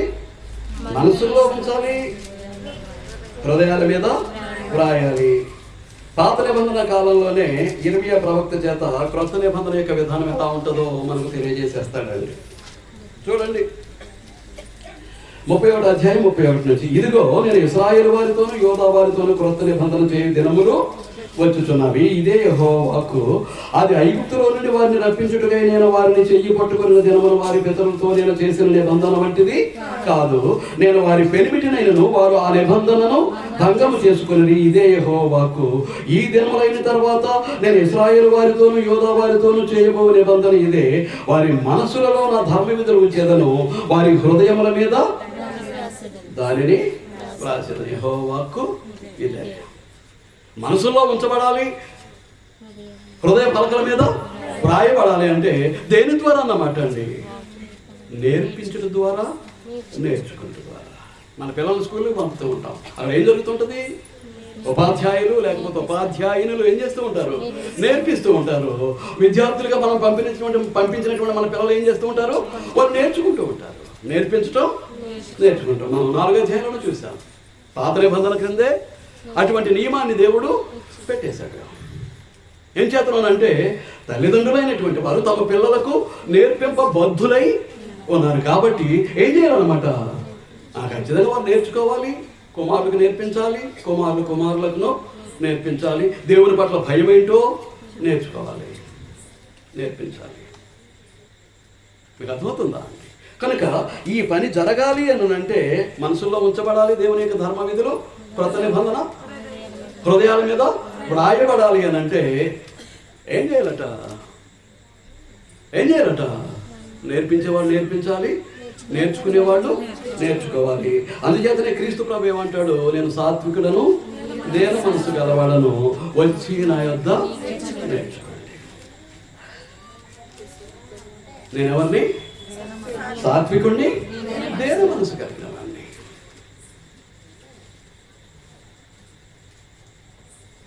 దీనుడు అనగా ఏమీ లేనటువంటి వాడు.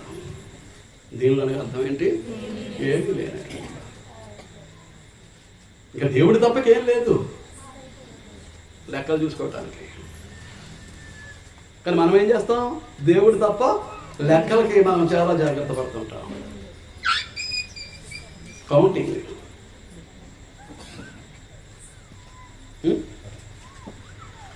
ఏంటండి? కనుక దేన మనస్సు, దేవుని కొరకు తగ్గించుకునేటటువంటి మనసు, తగ్గింపబడినటువంటి మనసు. సాత్వికం అంటే ఏంటి?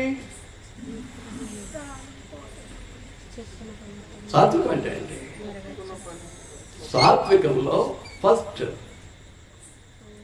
సహనము, ఓర్పు. సాత్వికంలో ఉన్నటువంటి మొట్టమొదటి లక్షణం ఏంటండి? సహనము. ఇప్పుడు చాలా మంది ఏంటంటే సహనమే చెప్తారు, ఓర్పే చెప్తారు. కానీ సాత్వికము అంటే సహనమే అయినప్పుడు సహనం అనే పదాన్నే వాడచ్చు, సాత్వికం అనేటటువంటిది వాడాల్సినటువంటి అవసరత లేదు.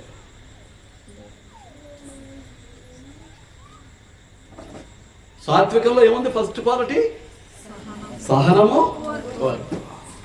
రెండవది అప్పగించబడినటువంటి బాధ్యతను నిర్వర్తించడానికి కావాల్సినటువంటి పట్టుదల. అందులో ఉన్నటువంటి రెండవ లక్షణం ఏంటన్నమాట అండి? అప్పగించబడిన దాన్ని సాధించడానికి ఏం కావాలన్నమాట అండి? పట్టుదల.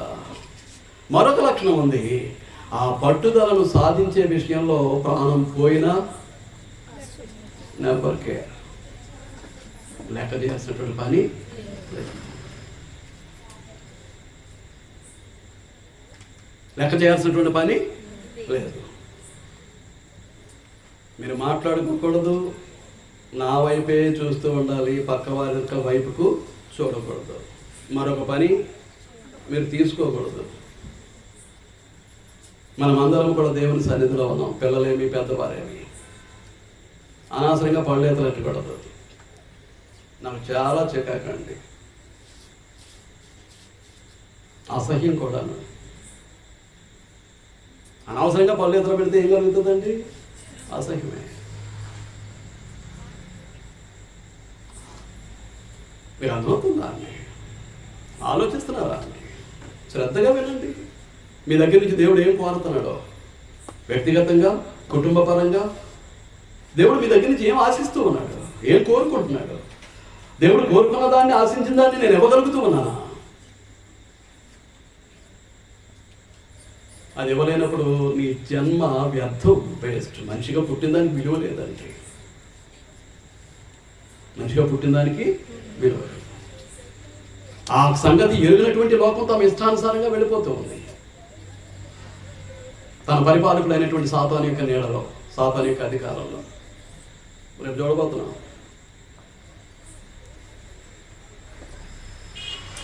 ఏమండి? వ్యర్థం చేసేసాడు.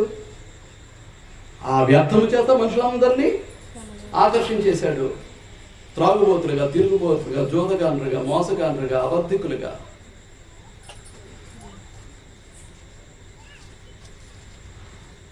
దొంగలుగా, రకరకాల అబద్ధం మనం మార్చేశాడు అంతే మనుషుల్ని. వాడి వ్యర్థతను ముందు పెట్టేసరికి దానికి ఏమైపోయారు? బెల్లానికి చీమలు ఆకర్షితులైనట్టు ఈ మనుషులందరూ కూడా సాతాను ఎత్తులకు ఆకర్షితులు అయిపోయి వ్యర్థతను అనుసరించి వ్యర్థులు అయిపోయారు. మనం అలా అవటానికి వీలు లేదండి. సాత్వికం అంటే ఏంటన్నమాట? ఓర్పు సహనము కలిగి, ఆ మూడు మాటలు నేను కలిపేస్తున్నాను. ఓర్పు సహనము కలిగి పట్టుదలతో దేవుడు అప్పగించిన పని నెరవేర్చుట్లో ప్రాణాన్ని కూడా లెక్క చేయనటువంటి స్థితే సాత్వికం. చదివినంత తేలిగ్గా ఉండదండి. ఈ ధర్మ వారిలో మోషే మాత్రమే మిక్కిలి సాత్వికుడు. అతను విఫలమయ్యాడు. కానీ ఆ స్థానం ఎవరికి వచ్చింది? ప్రభువైనటువంటి యేసుక్రీస్తు. నేను సాత్వికుడను, దేన మనస్సు చేయడా లేదా? ప్రాణం వరకు వెళ్ళాడా లేదా అండి? ప్రాణం అర్పించాడా లేదా? అప్పగించిన పని ఎందుకు వచ్చాడు? ఎందుకు తల్లిగా అయినటువంటి మరియ గర్భాన్ని పుట్టాడు అని అంటే చావటానికే, తన ప్రాణాన్ని అర్పించడానికే. అది తెలుసుండి ఈ భూమి మీద అవతరించాడు ఆయన. చివరికి ఏం చేశాడు? దేవుని నియమాన్ని బట్టి తన ప్రాణాన్ని శిలువలో బలిగా అర్పించేశాడు. మనము కూడా అంతే. మనము కూడా అంతేనండి. అంత త్యాగం లేకపోతే మనం క్రైస్తవులము కాదు. మనం అనుభవిస్తున్నటువంటి క్రైస్తవ్యానికి విలువ లేదండి. దేవుని కొరకు ఏమైనా చేయగలను, చేస్తాను అనేటటువంటి పట్టుదల, దీక్ష లేనప్పుడు, అవసరమైతే నా ప్రాణాన్ని కూడా నేను లెక్క చేయకుండా నేను అర్పించుకుంటాను అనేటటువంటి పరిస్థితి లేనప్పుడు ఈ క్రైస్తవ్యానికి విలువ లేదండి. ఈ క్రైస్తవ్యానికి విలువ లేదండి. కనుక క్రీస్తు ప్రభు కూడా నేర్చుకున్నాడు. మనకు నేర్పించేటటువంటి క్రీస్తు ప్రభు ఏం చేశాడు? ఆయన కూడా నేర్చుకున్నాడు అండి. చూడండి, యోహాను సువార్త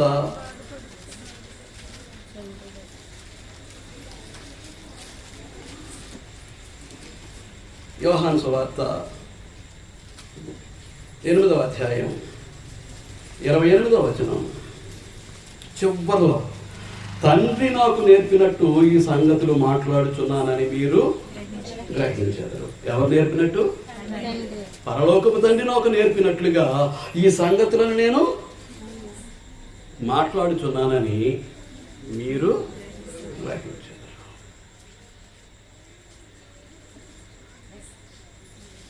12వ అధ్యాయం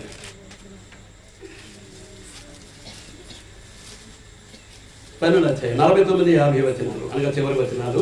ఏలయనగా నా అంతటా నేనే మాట్లాడలేదు, నేను ఏమనవలెనో ఏమి మాట్లాడవలెనో దానిని గూర్చి నన్ను పంపిన తండ్రియే నాకు ఆజ్ఞ ఇచ్చి ఉన్నాడు. మరియు ఆయన ఆజ్ఞ నిత్య జీవమని నేను ఎరుగుదును కనుక నేను చెప్పు సంగతులు తండ్రి నాతో చెప్పిన ప్రకారము. అంటే నేర్చుకునే బోధిస్తున్నాడా? నేర్చుకునే బోధిస్తున్నాడా? నేర్చుకునే బోధిస్తున్నాడు. అంతేకాదు, అది ఆయనకు కలిగినటువంటి శ్రమలు అనుక్షణము కూడా ఆయన ఏం చేస్తున్నారు? చంపడానికి ప్రయత్నం చేస్తూ ఉంటే ఆయనకు కలిగినటువంటి శ్రమల ద్వారా ఆయన ఏం చేశాడట? విధేయత నేర్చుకున్నాడు. చూడండి హెబ్రీ పత్రిక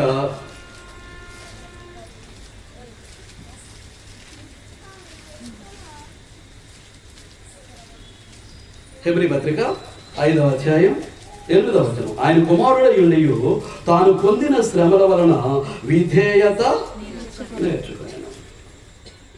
ఏం చేశాడు ఆయన? ఏం చేశాడు?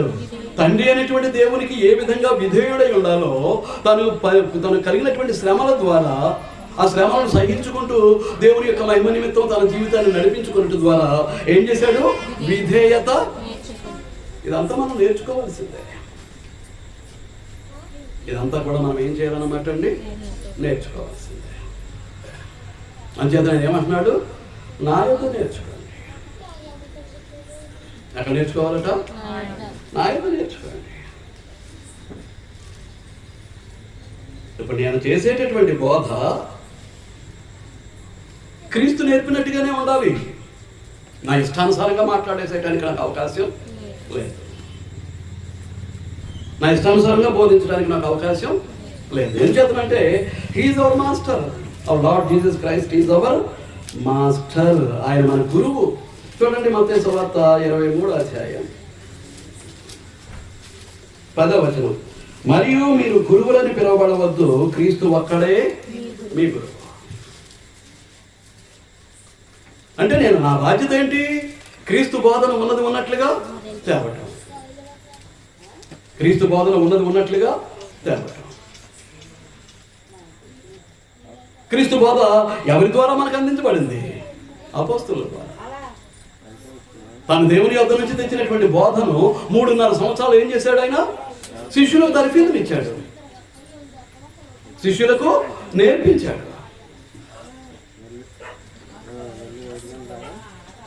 వారు నేర్పించబడి వారు బోధించినటువంటి బోధే ఏ విధంగా గుర్తించబడింది? అది అపోస్తలుల బోధగా గుర్తించబడింది.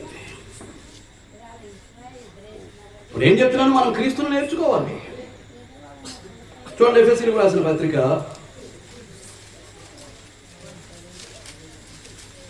4వ అధ్యాయం 20-21 వచనాలు. అయితే మీరు యేసును గూర్చి విని ఆయన యందలి సత్యములు ఉన్నది ఉన్నట్టుగానే ఆయన యందు ఉపదేశింపబడిన ఎడల మీరు అలాగూ క్రీస్తును నేర్చుకున్న వారు కాదు. అంటే ఉపదేశింపబడేటువంటి ఉపదేశం ద్వారా మనం ఎవరిని నేర్చుకోవాలన్నమాట అండి. ఎవరు నేర్చుకోవాలి? క్రీస్తుని నేర్చుకోకపోతే క్రైస్తవులం కాదు. క్రీస్తు లాంటి జీవితం మన దగ్గర లేకపోతే మనం క్రైస్తవులము కాదు. క్రీస్తుని వెంబడించకపోతే మనం క్రైస్తవులము కాదు.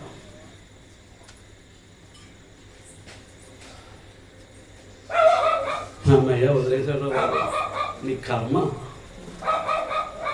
దేవుని సన్నిధిని, దేవుని వాక్యాన్ని అంత తేలిగ్గా తీసుకుని నీకేదో అక్కడ ఏదో నష్టమైపోతుందని, ఏదో కలిసి వచ్చేది పోగొట్టుకుంటున్నానని, ఇక్కడ ఎప్పుడు మారిపోదామని చూస్తుంటారు. చూసారు దేవుని సన్నిధి నుంచి. ఇక అంతకంటే దౌర్భాగ్యులు భూమి మీద మరొకరు ఉంటారు.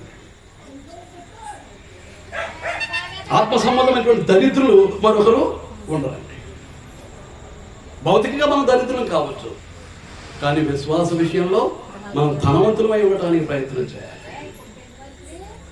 అదే మనల్ని ఈ లోకం నుంచి ఆ లోకానికి తీసుకువెళ్తుంది. ఈ లోకం నుంచి ఆ లోకానికి తీసుకువెళ్తుంది. ఏమంటాడు? మళ్ళీ ఒకసారి చదువుతాను. మీరు యేసును గూర్చి విని ఆయన యందరి సత్యమును ఉన్నది ఉన్నట్టుగానే ఆయన యందు ఉపదేశింపబడిన ఎడల ఏం ఉపదేశిస్తున్నాం? దేవుని వాక్యాన్ని ఉపదేశిస్తూ ఉన్నాం, దేవుని వాక్యాన్ని బోధిస్తూ ఉన్నాం, దేవుని వాక్యాన్ని సువార్తగా ప్రకటిస్తూ ఉన్నాం. ఉపదేశించిన, బోధించిన, సువార్త ప్రకటన చేసిన ఏదది? దేవుని వాక్యమే. వాక్యం అంటే ఎవరు? ప్రభువైన యేసుక్రీస్తే. యోహాను సువార్త 1వ అధ్యాయానికి వెళ్తే ఆది యందు వాక్యం ఉండెను, వాక్యము దేవుని యొద్ద ఉండెను, వాక్యము దేవుడై ఉండెను. ఆయన ఆది యందు దేవుని యొద్ద ఉండెను, సమస్తమును ఆయన మూలంగా కలిగెను, కలిగి ఉన్నది ఏది ఆయన లేకుండా కలగలేదు. 14వ వచనానికి వస్తే ఆ వాక్యము శరీరధారి అయి కృపా సత్య సంపూర్ణుడిగా మన మధ్య నివసించాను. అదే 19వ అధ్యాయం ప్రకటన గ్రంథం 13వ వచనానికి వెళితే ఆయనకు దేవుని వాక్యము అను నామము పెట్టబడింది. నువ్వు క్రీస్తుని ఎలా వెంబడిస్తున్నావో, దేవుని వాక్యాన్ని మీరి దేవుని ఆజ్ఞను అతిక్రమించి నేను క్రీస్తులాగా బతికేస్తున్నాను, క్రీస్తు స్వరూపం నాలోకి వచ్చేస్తుంది అని అంటే సెల్ఫ్ డిసీవింగ్. నువ్వే మోసం చేసుకోవటం, నన్ను నేనే మోసం చేసుకోవటం. ఒక లక్ష్యాన్ని ఇచ్చాడు, ఒక గురుని ఇచ్చాడు, ఒక ధ్యేయాన్ని ఇచ్చాడు దేవుడు. ఎవరికి? సువార్తికుల యొక్క సేవా విధానానికి. ఆ గురిని, లక్ష్యాన్ని, ధ్యేయాన్ని మరిచి ఏదో కాలక్షేపం కొరకు, పొట్టపోసల కొరకు అన్నట్టు ఏదేదో బోధించుకుంటూ, ఏదేదో చెప్పుకుంటూ వెళ్ళారనుకోండి, ఏం జరుగుద్ది? ఏం జరుగుద్ది? ఏ విధమైనటువంటి ప్రయోజనం? ఏ విధమైనటువంటి ప్రయోజనం ఉండదు. దేవుని వాక్యాన్ని ఉన్నది ఉన్నట్లుగా నేర్చుకోవాలి. ఆ నేర్పించేటటువంటి సమర్థత ఎవరికి ఉండాలి? సువార్తికులకు ఉండాలి. అతను ఎలా ఉండాలి? తిమోతికి రాసిన 2వ పత్రిక 2వ అధ్యాయం 15వ వచనం ప్రకారం దేవుని ఎదుట యోగ్యునిగాను, సిగ్గుపడనక్కర్లేని పనివారిగాను, సత్యవాక్యమును సరిగా విభజించువారిగాను. ఏది పితరుల యుగం, ఏది ధర్మశాస్త్ర యుగం, ఏది క్రైస్తవ యుగం, కరెక్ట్గా rightly divide the word of God. కరెక్ట్గా ఏం చేయాలన్నమాట అండి? వాక్యాన్ని విడదీయాలి. పరిశుద్ధ గ్రంథంలో ప్రధాన భాగాలుగా కనిపిస్తున్నటువంటి పాత నిబంధన ఏంటో తెలియదు, క్రొత్త నిబంధన ఏంటో తెలియదు. మీకు 3 యుగాల మాట తర్వాత కూడా 3 యుగాల మాట తర్వాత కూడా అండి. అసలు పాత నిబంధన అంటే ఏంటో తెలియదు, క్రొత్త నిబంధన అంటే ఏంటో తెలియదు. ఆది కాలం నుంచి ప్రకటన గ్రంథం వరకు ఒకటే కడకంచే దెబ్బ కొడతాడు, కొట్టేస్తూ మా బోధ, మా సంఘం రైటు, మా బోధ రైటు, మా ద్వారానే మీకు పరలోకం అంటాడు. ఎలాగూ?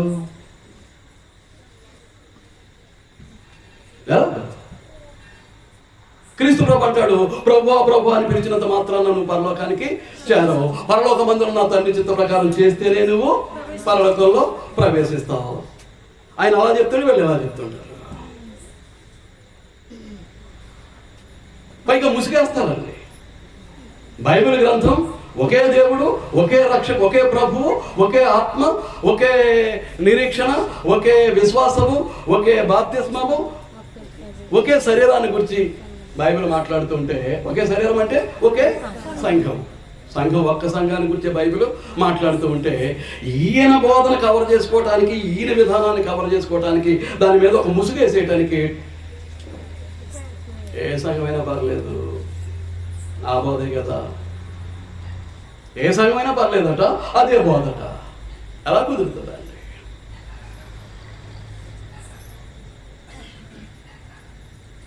ప్రతి పురుషుడు, ప్రతి స్త్రీ దేవుని సంస్థ అయినటువంటి, దైవికమైనటువంటి సంస్థ అయినటువంటి కుటుంబంలో వాళ్ళు సభ్యులుగా ఉంటారు. ఆ కుటుంబం దేవుని కుటుంబం అయినటువంటి క్రీస్తు సంఘంలో ఒక భాగంగా ఉంటుంది. కుటుంబాలు సరిగా లేకపోతే క్రీస్తు సంఘం సరిగా ఉండటానికి అవకాశం లేదు. ఎవరైనా కానీ వారి వ్యక్తిగత విధానాన్ని బట్టి, వారి యొక్క కుటుంబ విధానాన్ని బట్టి దేవుని రాజ్యము లేక దేవుని కుటుంబం అయినటువంటి క్రీస్తు సంఘాన్ని పాడు చేయడానికి పూనుకుంటాను అని అంటే దేవుడు చూస్తూ ఊరుకునేవాడు కాదండి. అది నా కుటుంబమే కాదు, ఇంకోటి కుటుంబమే కాదు, ఇంకోటి ఎవరి కుటుంబాలైనా వదలడు.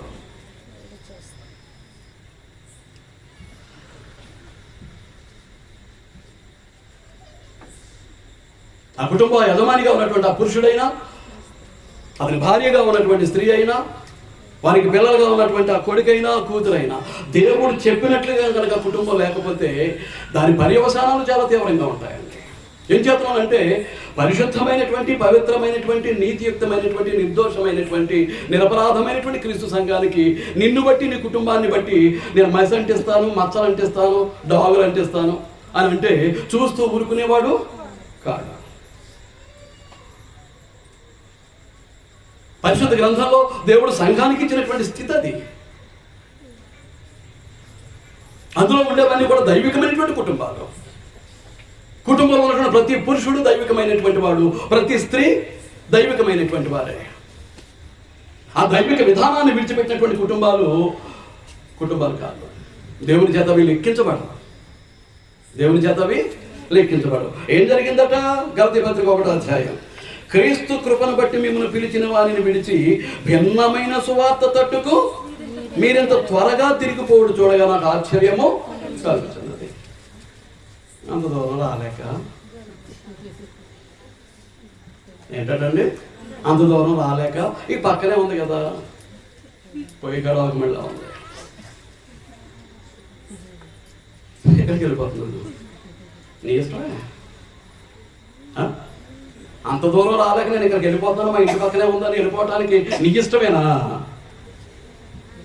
భిన్నమైనటువంటి సువార్త. దేని విడిచిపెట్టేస్తున్నారు? దాని కొరకు క్రీస్తు కృపను బట్టి మిమ్మల్ని పిలిచినటువంటి దేవునిని కూడా విడిచిపెట్టేసి భిన్నమైనటువంటి సువార్త తట్టుకు ఎంత త్వరగా తిరిగిపోవటం. ఎంత దారుణం అండి అది, ఎంత దారుణం అండి. అది మరి ఒక సువార్త కాదు, కానీ క్రీస్తు సువార్తను చెరపగోరి మిమ్మల్ని కలవరపరిచేవారు. అది మరి ఒక సువార్త కాదు. మరి ఒక సువార్త కాదు అంటే అర్థమేంటి? అదే పరిశుద్ధ గ్రంథం నుంచి తీసుకుంటారు వాక్యాలు, కానీ అవి ఆ సందర్భానికి సరిపోయినవి కాదు. అసందర్భ ప్రేలాపన అన్నమాట. అసందర్భమైనటువంటి వివరణ, అసందర్భమైనటువంటి కోటింగ్, అసందర్భమైనటువంటి బోధ. ఆ సందర్భానికి ఆ వచనం సరిపోదు, కానీ ఏం చేస్తూ ఉంటాడు?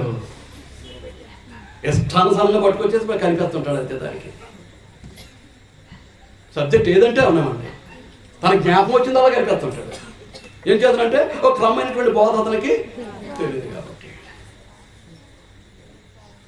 ఒక క్రమమైనటువంటి బోధ అతనికి తెలియదు కాబట్టి. మీరు అర్థమవుతుందండి? ముగించేయమంటారండి ఆలవాళ్ళు గారు? వద్దంటారా? ఎంత ఏర్పాటు చేసుకుంటే అప్పుడే ముగించేస్తే ఎలాగంటారా? చూడండి, రోమేయులకు రాసిన పత్రిక 16వ అధ్యాయం. పౌలు ఏం చేశాడు? రోమపట్నంలో ఉన్నటువంటి క్రీస్తు సంఘానికి నేర్పించేశాడు. ఆఖరిలో వెళ్ళాడు అనుకోండి పౌలు. రోమపట్నంలో క్రీస్తు సంఘం ఏర్పరచబడింది. రోమపట్నంలో క్రీస్తు సంఘం ఏం చేశారండి? దేవుని వాక్యాన్ని, బోధను పూర్తిగా నేర్చుకున్నటువంటి సంఘం అది.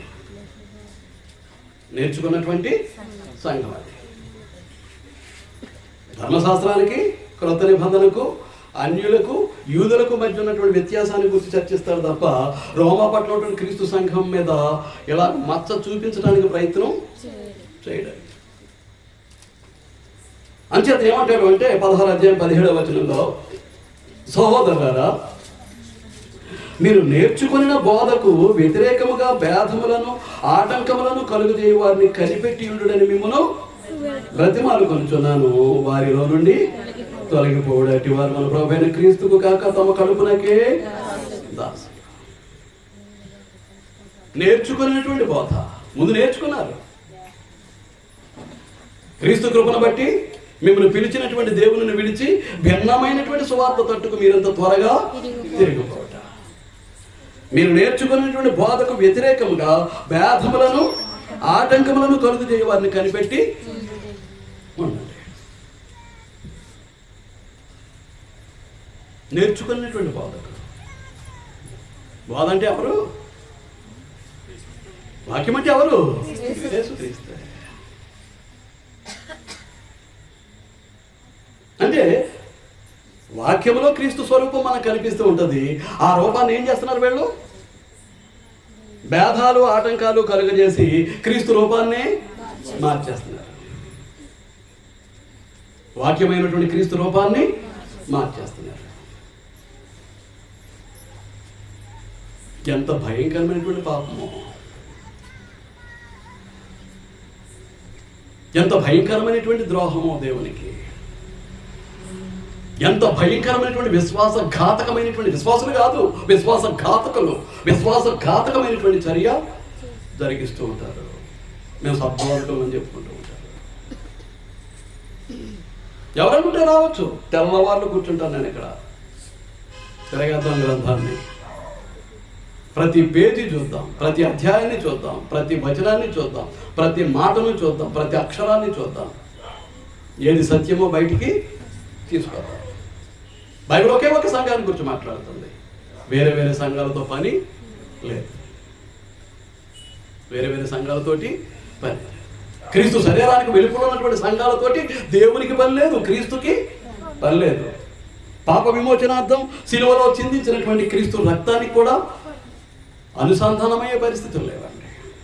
ఏం చేద్దంటే వాళ్ళు అపోస్తుల బోధలో లేరు కాబట్టి, వాళ్ళు ఎక్కడ లేరు, అపోస్తుల బోధలో లేరు. అపోస్తుల బోధ అధికారయుతమైనటువంటిది. అంచేతను ఏమంటాడు చూడండి, నేను ముగించే పోతున్నాను, మిమ్మల్ని ఇబ్బంది పెట్టదలుచుకోలేదు. ఎంత బోధించమని ఆల్బర్ట్ గారు నాకు సమయాన్ని ఇచ్చినా రేపటి ప్రభుదినం కనిపిస్తూ ఉంది. తెస్సలోనికీయులకు రాసిన 2వ పత్రిక 3వ అధ్యాయం 6వ వచనం. సహోదరులారా, మా వలన పొందిన బోధన ప్రకారము కాక, ఏమంటున్నాడు పౌలు? తెస్సలోనికీయులకు రాసినటువంటి పత్రిక అనగా తెస్సలోనికే పట్టణంలో ఉన్నటువంటి క్రీస్తు సంఘానికి పత్రిక రాస్తూ, ఉత్తరం రాస్తూ ఏమంటున్నాడు? సహోదరులారా, మా వలన పొందిన బోధన ప్రకారము కాక అక్రమముగా నడుచుకుని ప్రతి సహోదరుని యొద్ద నుండి తొలగిపోవాలని మన ప్రభువైన యేసుక్రీస్తు పేరట మీకు ఆజ్ఞాపించుచున్నాను. ఎలాగూ మమ్మను పోలి నడుచుకునవలెనో మీకే తెలుసు. ఎవరిని పోలి నడుచుకోవాలి అంటున్నాడు పౌలు. మొదటి శతాబ్దంలో ఉన్నటువంటి అపోస్తులు ఎలా నడుచుకుందామన్నారో ఈ రోజున సువార్తికులుగా ఉన్నటువంటి వాడు కూడా అలాగే మమ్మను పోలి నడుచుకోవాలి. అంటే బోధించేవాడు ఏం చేయాలి? ఏదైతే బోధిస్తూ ఉన్నాడో దాన్ని తూచా తప్పకుండా పాటించవలసినటువంటి వాడై ఉన్నాడు. తన తలంపులు, కోరికలు, హృదయంలో, మనసు యొక్క ఆలోచనలు, కంటి చూపులు, నోటి మాటలు, చేసే క్రియలు, నడిచే నడతలు, వీటన్నిటిలోనూ కూడా ఏం కనిపించాలన్నమాట? ఏదైతే బోధిస్తూ ఉన్నాడో దాన్ని అనుసరించి జీవించవలసినటువంటి వాడై ఉన్నాడు. లేకపోతే అతనికి ఆ పని అనవసరం. అతనిలో ఉన్నటువంటి దుర్లాభాపేక్షను, ధనాపేక్షను, దేవుడిని అడుగుపెట్టి కలిసి నా కుటుంబం నేను బతికేయాలనేటువంటి తపనను పక్కన పెట్టి ఎంతో విశ్వాసిగా, ఎంతో భక్తి ఉన్నట్లుగా నటించడం అనేటువంటి చూశారు. వేషధారంతో ఉండేటటువంటి పరిస్థితి ఉన్నది చూశారు. దేవుడు ఎప్పటికీ సహించండి. అంచేతనే చూడండి 14వ వచనం, 3వ అధ్యాయం 14. ఈ పత్రిక మూలముగా మేము చెప్పిన మాటకు ఎవడైనా లోబడని ఎడల అతనిని కనిపెట్టి అతను సిగ్గుపడు నిమిత్తం అతనితో సాంగత్యము చేయకుడి. అయినప్పటికీ కనికరాన్ని చూపించండి. అయినను అతన్ని శత్రువుగా భావించగా సహోదరునిగా భావించి గుర్తు చెప్పండి. ఎవడన్నా లోబడతాడా? నేను పట్టుకున్న కుందేటికి 3 కాళ్ళు, 4 ఉంటారు చూడరా బాబా, 3 ఉన్నాయి. వాడు గట్టి మీద నిలబడ్డాడు, ఈ చెట్లో చేపలు పడుతున్నాడు. నాకు గిడస దొరికిందా అన్నాడు. ఎక్కడ నుండి? చేప దోషుల్లో ఉంది, నాకు గిడస దొరికిందిరా అన్నాడు. ఎవరు? చేపలు పట్టుకున్నవాడు. అది గిడసో ఏంటో అని తెలుసు. అది గిడస కాదురా బాబు, తోరాటకి అన్నాడు. ఎక్కడ కూర్చొని? గడ్డి మీద కూర్చొని ఏమంటున్నాడు? అది గిడస కాదు, తోరాటకాయ అంటున్నాడు. కానీ నా దోషుట్లో ఉన్నది ఏంటి? మాట గిడస. ఇలాంటి బాధకులండి. వాళ్ళను ఊరిక హైలైట్ చేసేసుకుంటూ అంటే రాత్రి నుంచి ఇదే గొడవ నాకు. ఊరిక ఎవరినాడు హెచ్చించేసుకోవటం, ఎవరినాడు హెచ్చరించారు. నేను అక్కడికి అక్కడ దాంట్లో చేస్తున్నారు, ఇక్కడికి వస్తే ఇక్కడ సార్వలుగా పెడుతున్నారు. నేను ఎక్కడికి వెళ్ళా జేజేలు వరకు కొట్టేస్తున్నారు. ఇదే గొడవ అండి నిన్నటి నుంచి నేను మొదలైంది. ఇక్కడికి వచ్చే ముందు కూడా ఒక ఆయన వచ్చి అదే మాట్లాడుతున్నాడు. క్రీస్తు అనమాట. ఇప్పుడు టీవీలో చూస్తున్నాం కదా, అలా మీరు క్రిస్టియన్ ఛానల్స్ పెడతారండి టీవీలో. ఆమె చెప్పండి. చప్పట్లు కొట్టండి. ఏదో గొప్ప చెప్పేసినట్టు పోనీ ఉద్రేకం వాళ్ళలో వచ్చి కొట్టారు అంటే దానికి అర్థం ఉంటుంది. ఈ అడిగి కొట్టించుకోవటం, ఇలాంటి దరిద్రం క్రీస్తు సంఘాల్లో ఉన్నది అని ఒక సోదరుడు ఇందాక వచ్చి మాట్లాడుతూ ఉంటే నాకు సిగ్గేసిందండి. చప్పట్లు కొట్టిస్తున్నాడు. మత సహవాసంలోంచి వచ్చినటువంటి జాడ్యం, ఈ జబ్బు ఏం చేసింది? చప్పట్లు కొట్టినట్ట బెలబెలబెల కొట్టేస్తున్నారట. మా బాబు సువార్తీలు ఉన్నప్పుడు వాళ్ళ బాబు సువార్తీలు ఉన్నప్పుడు లేదే, వీడి కాలంలో కూడా కొంతకాలం ఇది లేదే, ఇప్పుడు కొత్తగా తెచ్చి పెడుతున్నాడు, ఇదేంటి అని ప్రశ్నించేవాడు లేడు అక్కడ. ఏంటి అబ్బాయి గొడవ ఏంటి? మీ బాబు సువార్తికుడిగా ఉన్నాడు, అతను ఆ పని చేయించలేదు, నువ్వు కూడా సువార్తికుడిగా ఉన్నావు, కొంతకాలం బాగా నడిపించావు, ఇప్పుడు చప్పట్లు కొట్టమంటావు ఏంట్రా అని అడిగేవాడు.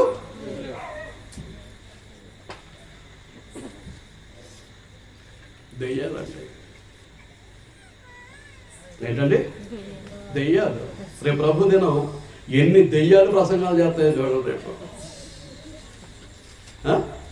రేపు ప్రభు దినం కదా, రేపు ప్రభు దినమేనా? ఎన్ని దెయ్యాలు ప్రసంగాలు చేస్తాయో చూడండి. రేపు దెయ్యాలు పోతా చూడండి. తిమోతికి రాసినటువంటి మొదటి పత్రిక, నేను ముగించేపోతున్నానండి,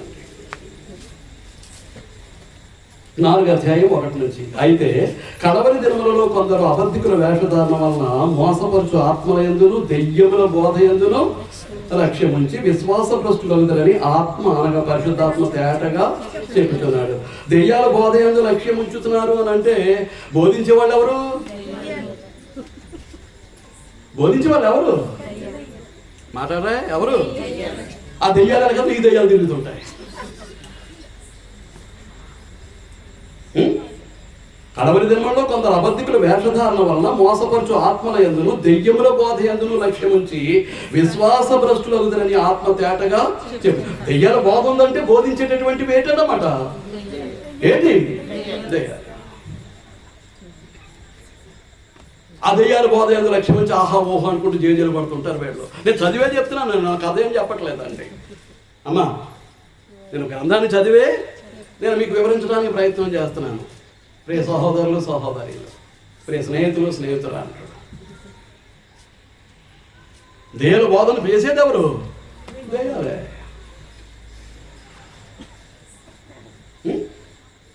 కాబట్టి ఏం చేయాలి? నేర్చుకోవాలి. ఎవరిని? క్రీస్తు. ఆయన సాత్వికుడు, దీన మనసు గలవాడు. వచ్చి నా కాడి ఎత్తుకుని నా యొద్ద నేర్చుకోండి. క్రీస్తునందు ఉన్నది ఉన్నట్లుగా ఉపదేశింపబడ్డ వారమైన మనం అలాగూ క్రీస్తును నేర్చుకున్నట్టు కాదు. క్రీస్తును నేర్చుకోవాలంటే దానికి పట్టుదల కావాలి, దీక్ష కావాలి. చాలా జాగ్రత్తగా నేర్చుకోవాల్సినటువంటి అవసరత ఉండాలి. కాబట్టి మీకు విషయం అర్థమైందని నేను అనుకుంటున్నాను. మేము ఎవరు నేర్చుకోవాలి? క్రీస్తు నేర్చుకోవాలి. క్రీస్తు లాంటి జీవితం కలిగి ఉండాలి. క్రీస్తును పోలి నడుచుకోవాలి. క్రీస్తు స్వరూపంలోకి ఎదగాలి. క్రీస్తును ధరించుకోవాలి. ఆయన శిలువ రక్తంలో మన పాపాలు కడిగి వేసుకుని క్రీస్తు సంఘంలో పరిశుద్ధులుగా మన యొక్క ఉనికిని దేవునికి మహిమకరంగా నడిపించుకోవాలి. ఇదే ఈ క్రైస్తవ జీవితం యొక్క లక్ష్యం. ఇటు గొప్ప అవకాశాన్ని కల్పించినటువంటి మన ప్రియ సహోదరులు ఆల్బర్ట్ గారి వారి కుటుంబానికి క్రీస్తు నామంలో నా హృదయపూర్వక వందనాలు తెలియజేస్తున్నాను. ఇంతవరకు శ్రద్ధగా విన్నటువంటి మీకు నా కృతజ్ఞత వందనాలు చెల్లిస్తూ ఈ పాఠాన్ని ముగిస్తూ ఉన్నానండి. అందరికీ వందనాలు.